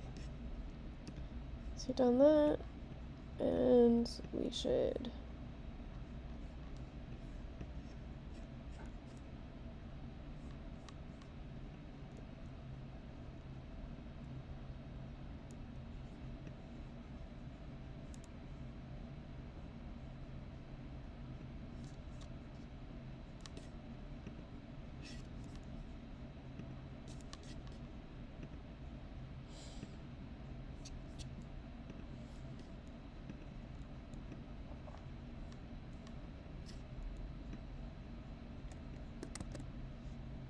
goddamn, okay.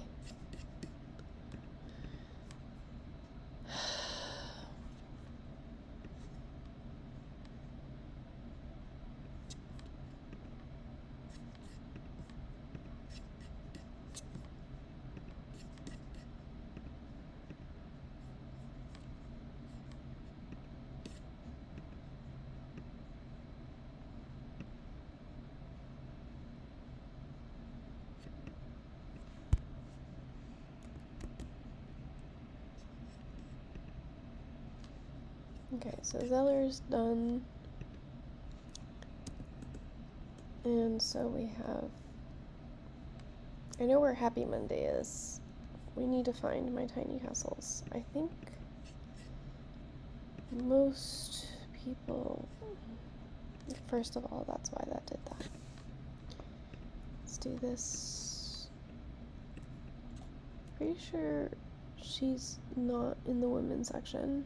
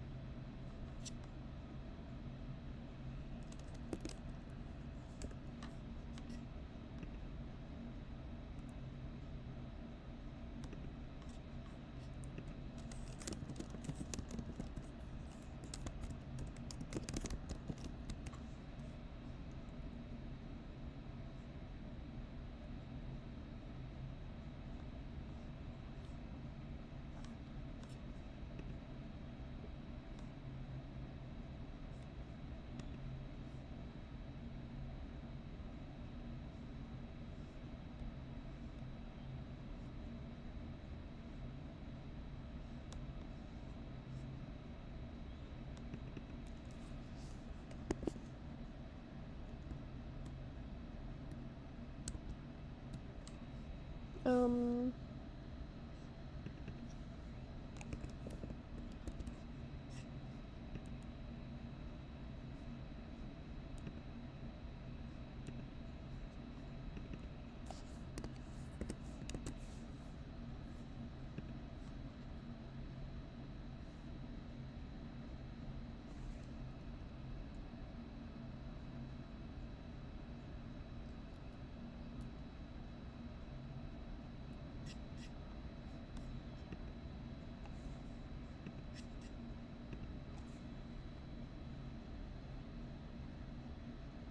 aha, see, there you are. Oh.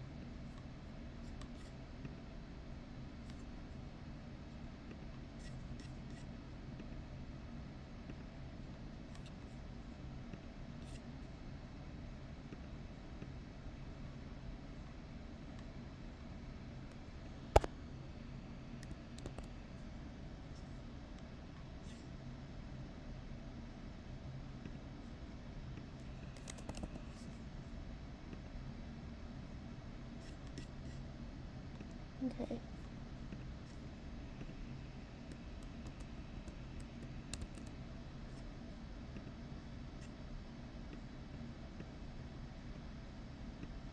And then we have two different ducklings. One is over here, right?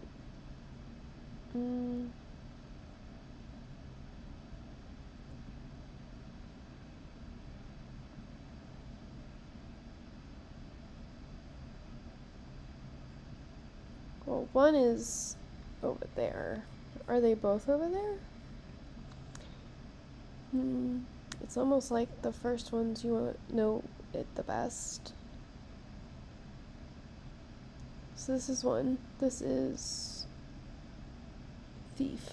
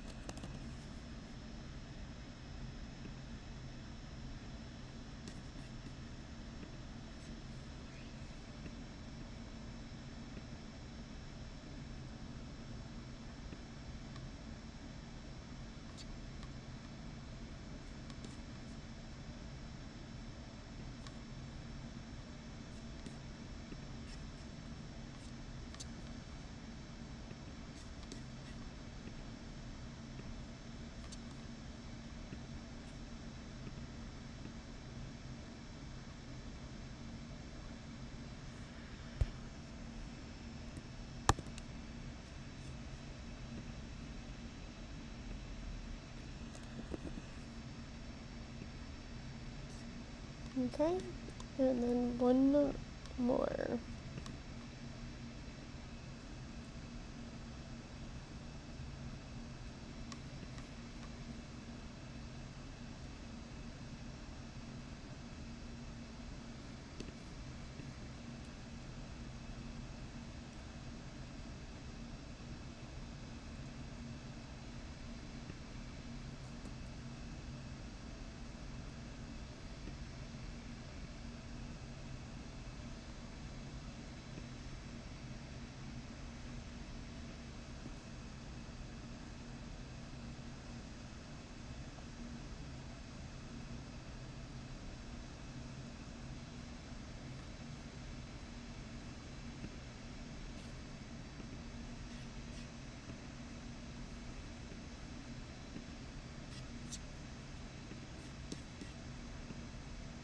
New screen recording.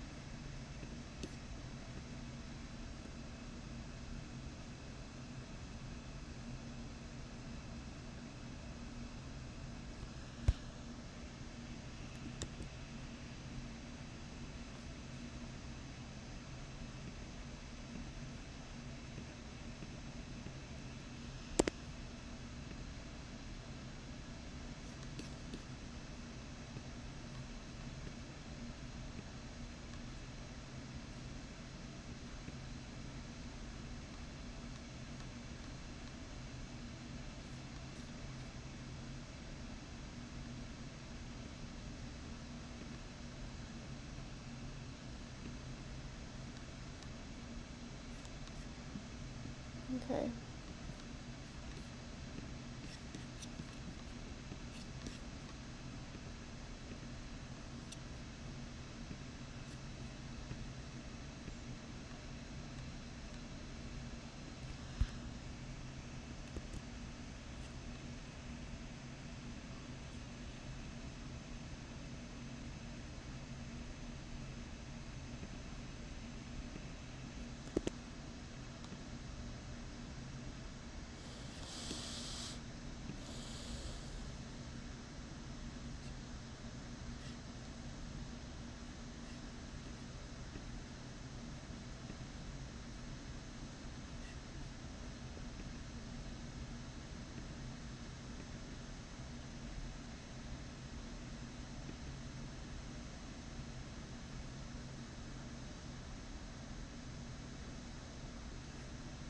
I don't think I... It's fine. Okay, so...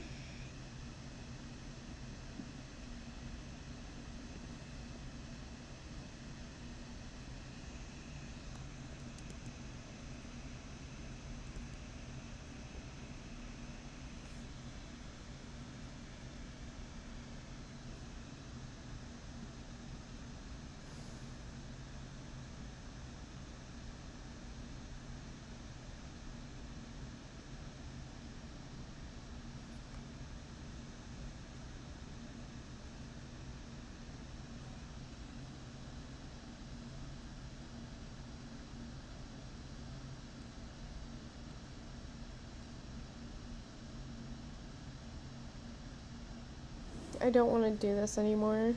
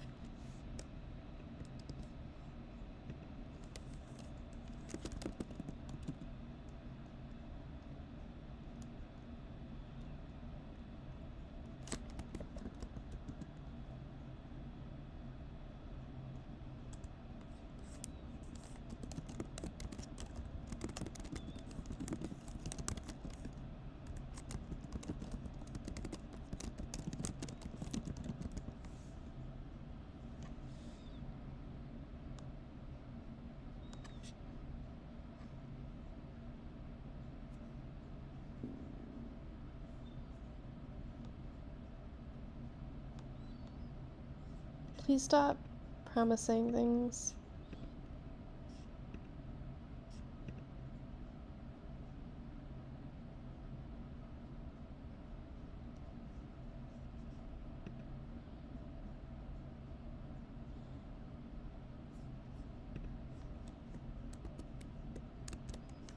Okay.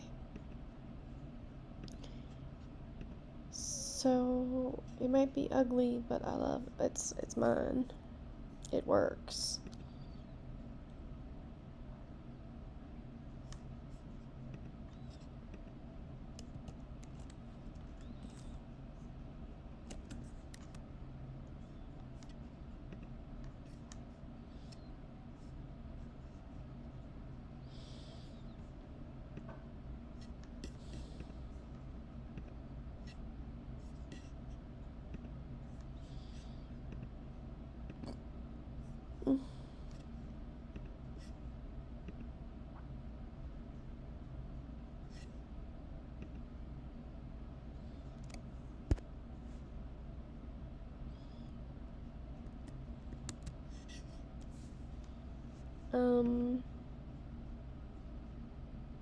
Yeah, it does go in random footage.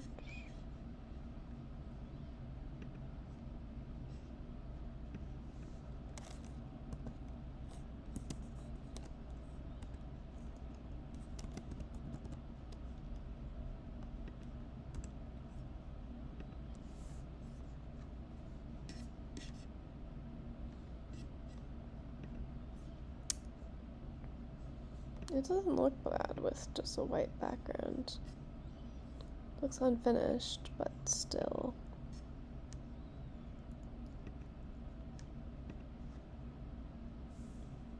Shoot.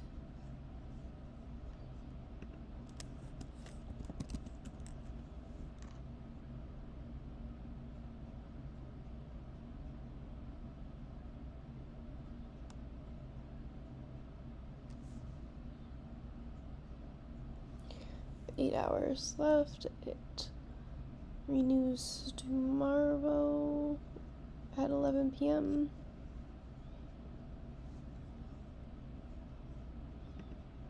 The ones I need to get through are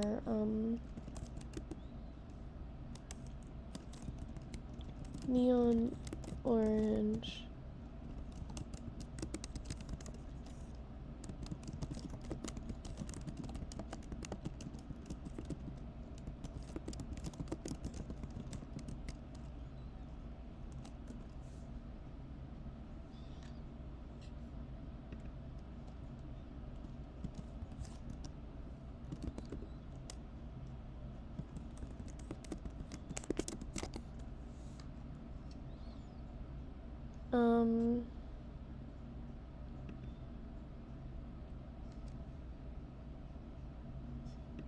what's even going on here? We need to go to the VR.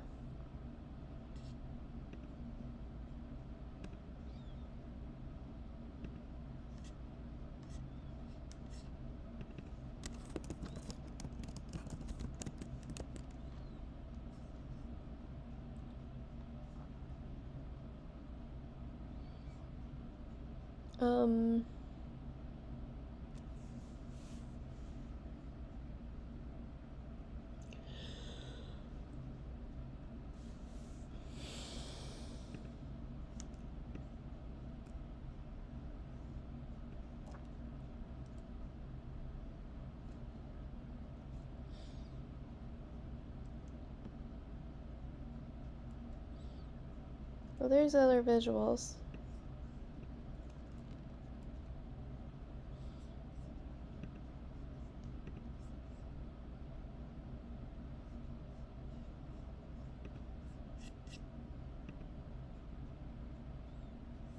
Oh yeah, it's over here. This is the only one that has the you can fly.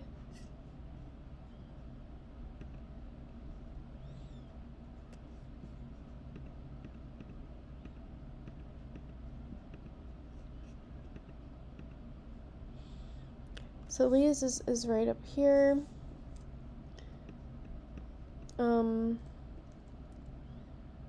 Zeller's is right here.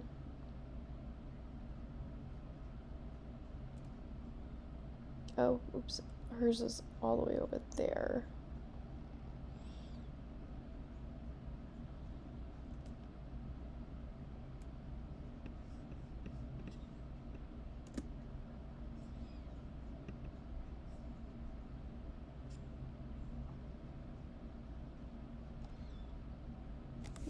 Okay.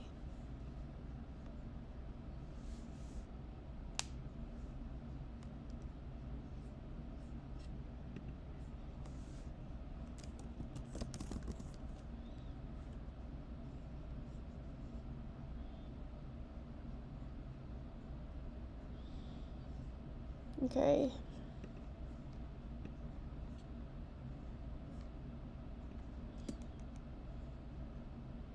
Oh, his is right there. Wow, this is the worst scavenger hunt. I placed all this in the first place. So we found Musty. We found Levitated, I know, is over,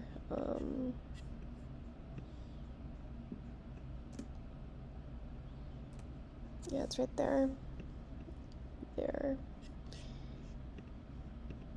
And then Seth? I know where Shay's is.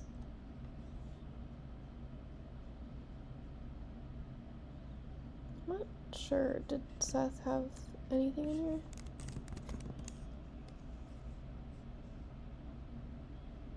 Oh my god, he had so many things in here. Okay.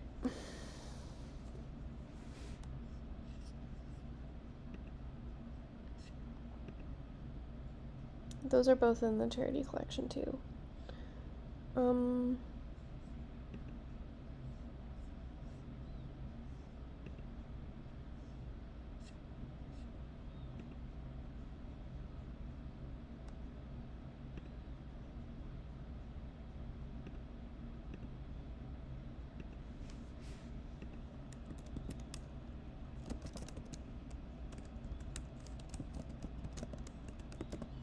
So I don't think we have Happy Monday in this gallery.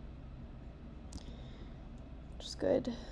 I mean, mixed.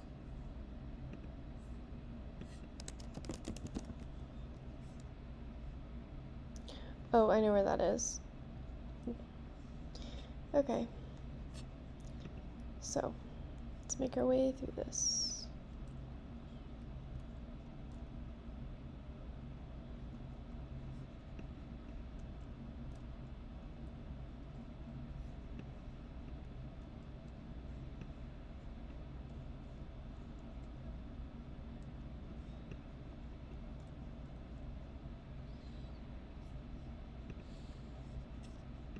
I still maintain that if you have, in a metaverse, the ability to do or be anything, why would you have, like, walls?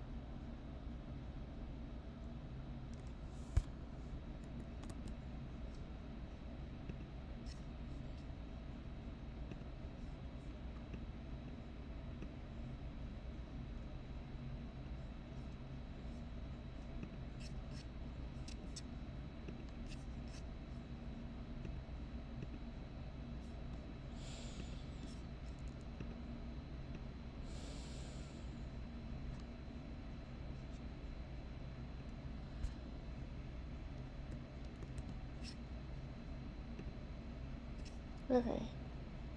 So we're done with Zeller.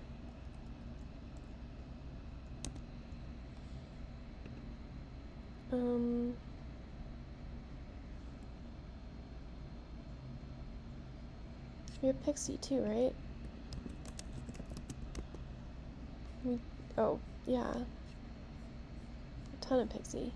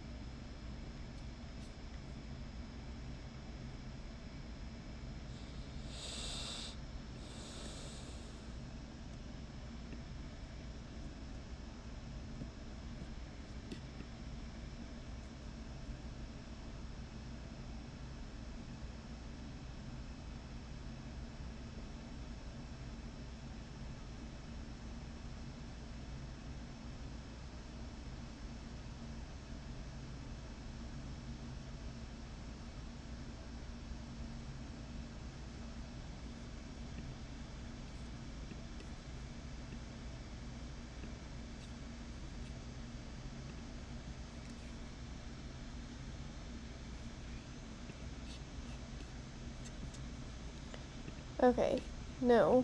This, and then here, and then cancel, and then screen recordings.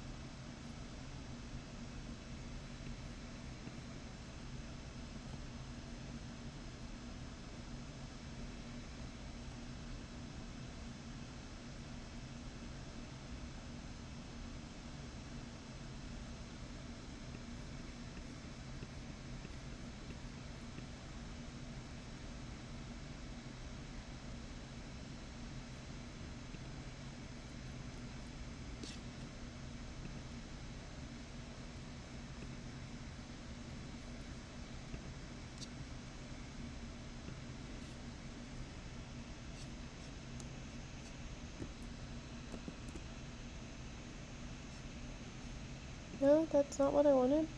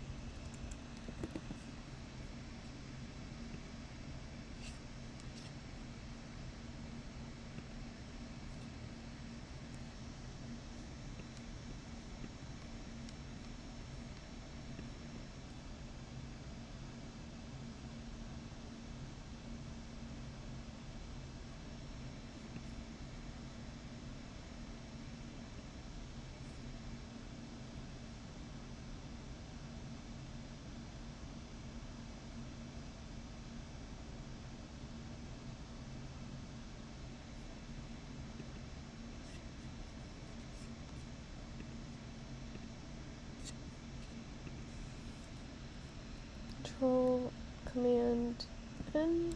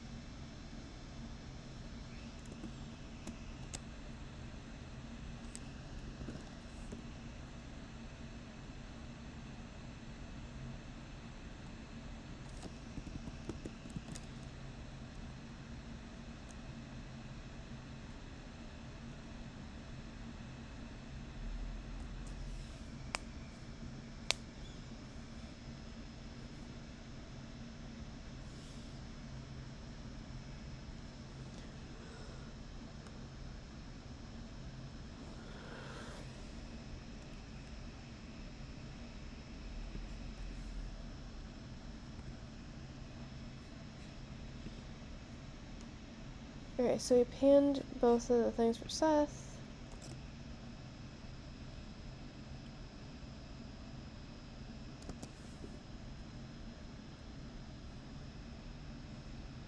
Levitated arts is on the ground.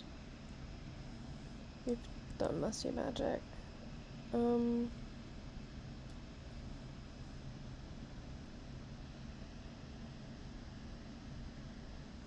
like one a pixie, I think.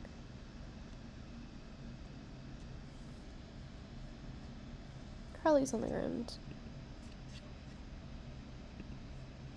Let's go look. Shreyas is...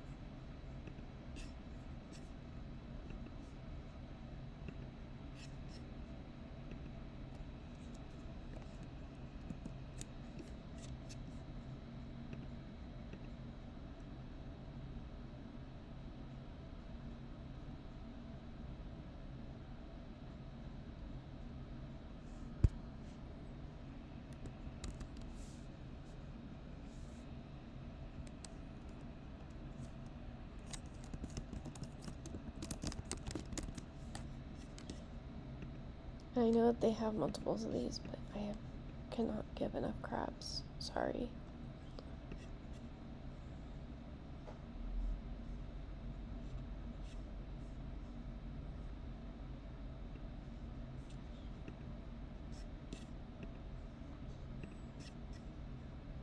To do the panning again. I'm gonna pan.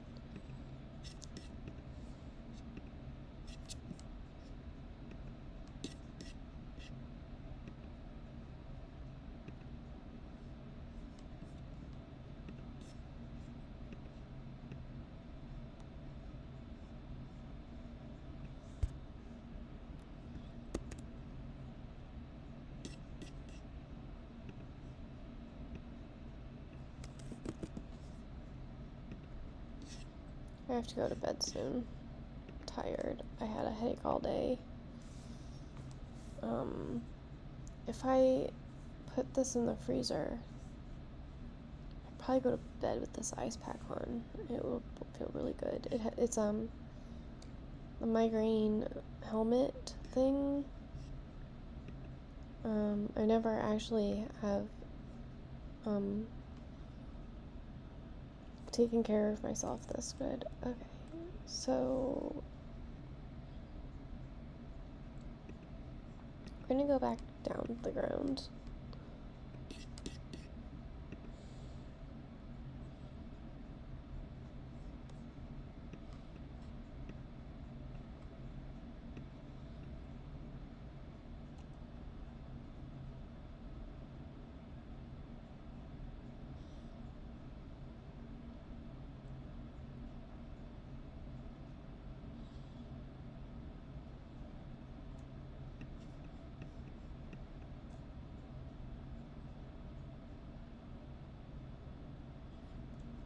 Okay, so Carly's thing is over here.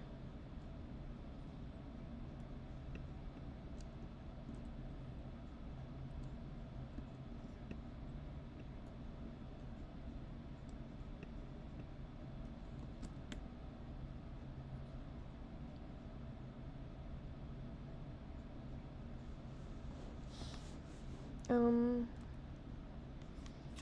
do this here. Oh my god.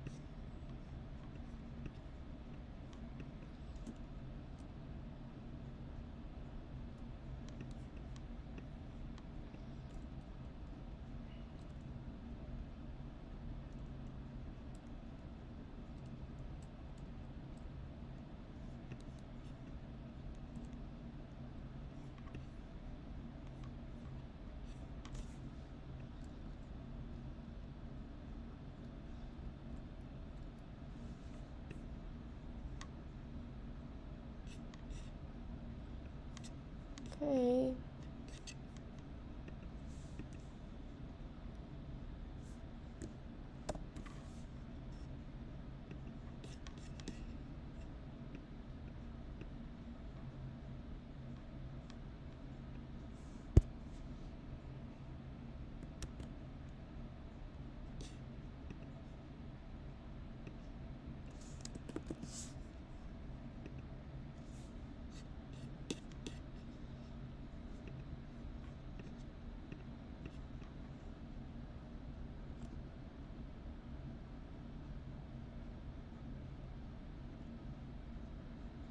Really ought to have fixed that at some point.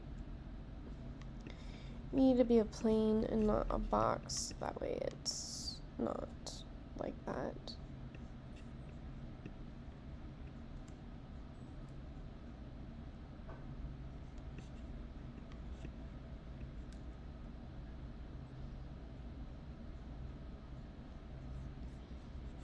Just do it that. Oh my gosh.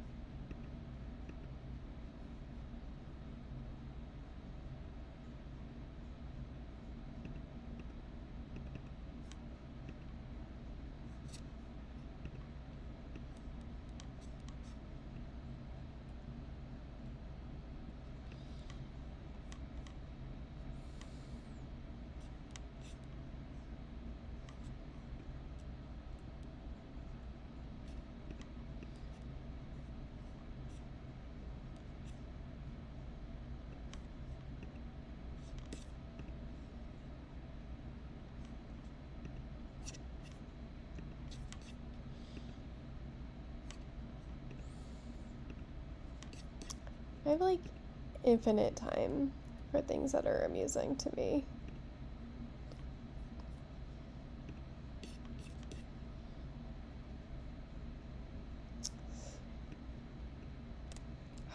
Really?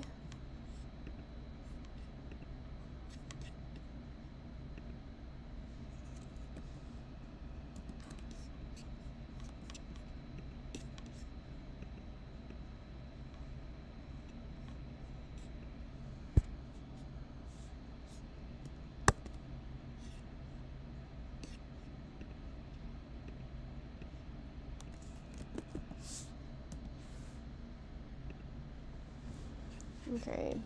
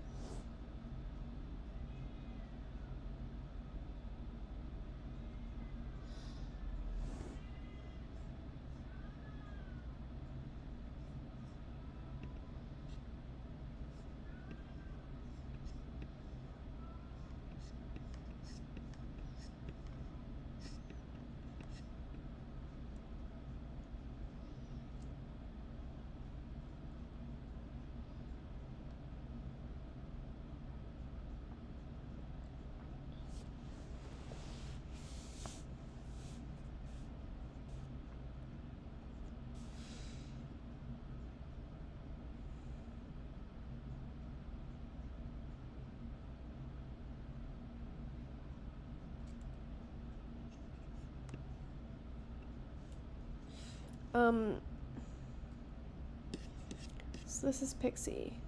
This is Dr. Wu. And this is, Levitated.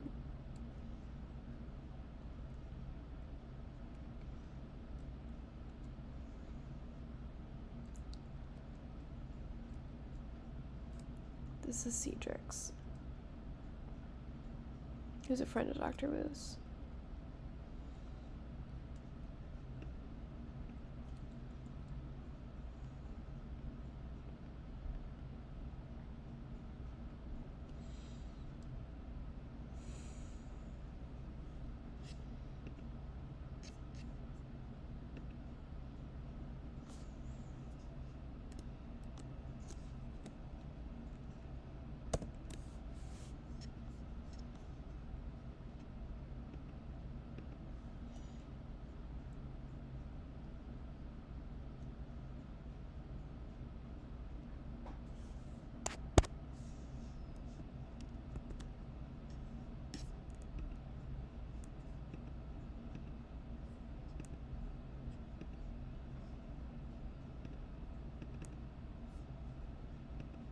I'm gonna go ahead and say that I'm not getting to Animal Farm tonight.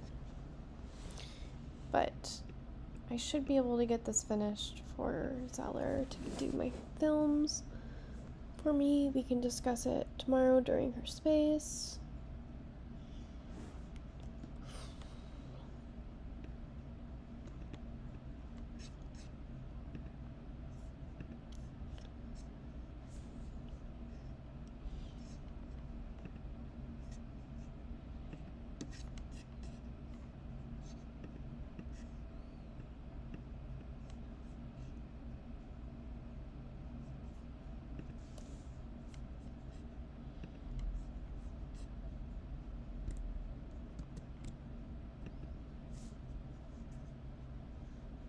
Oh, that's what I was going to do. I remember now.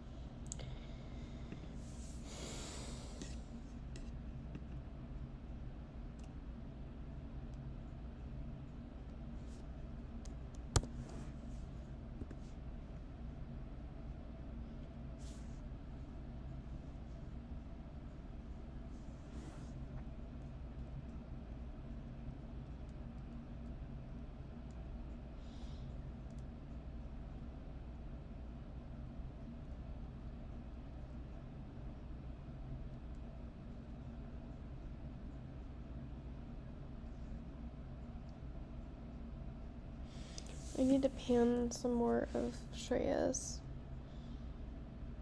And you're sure?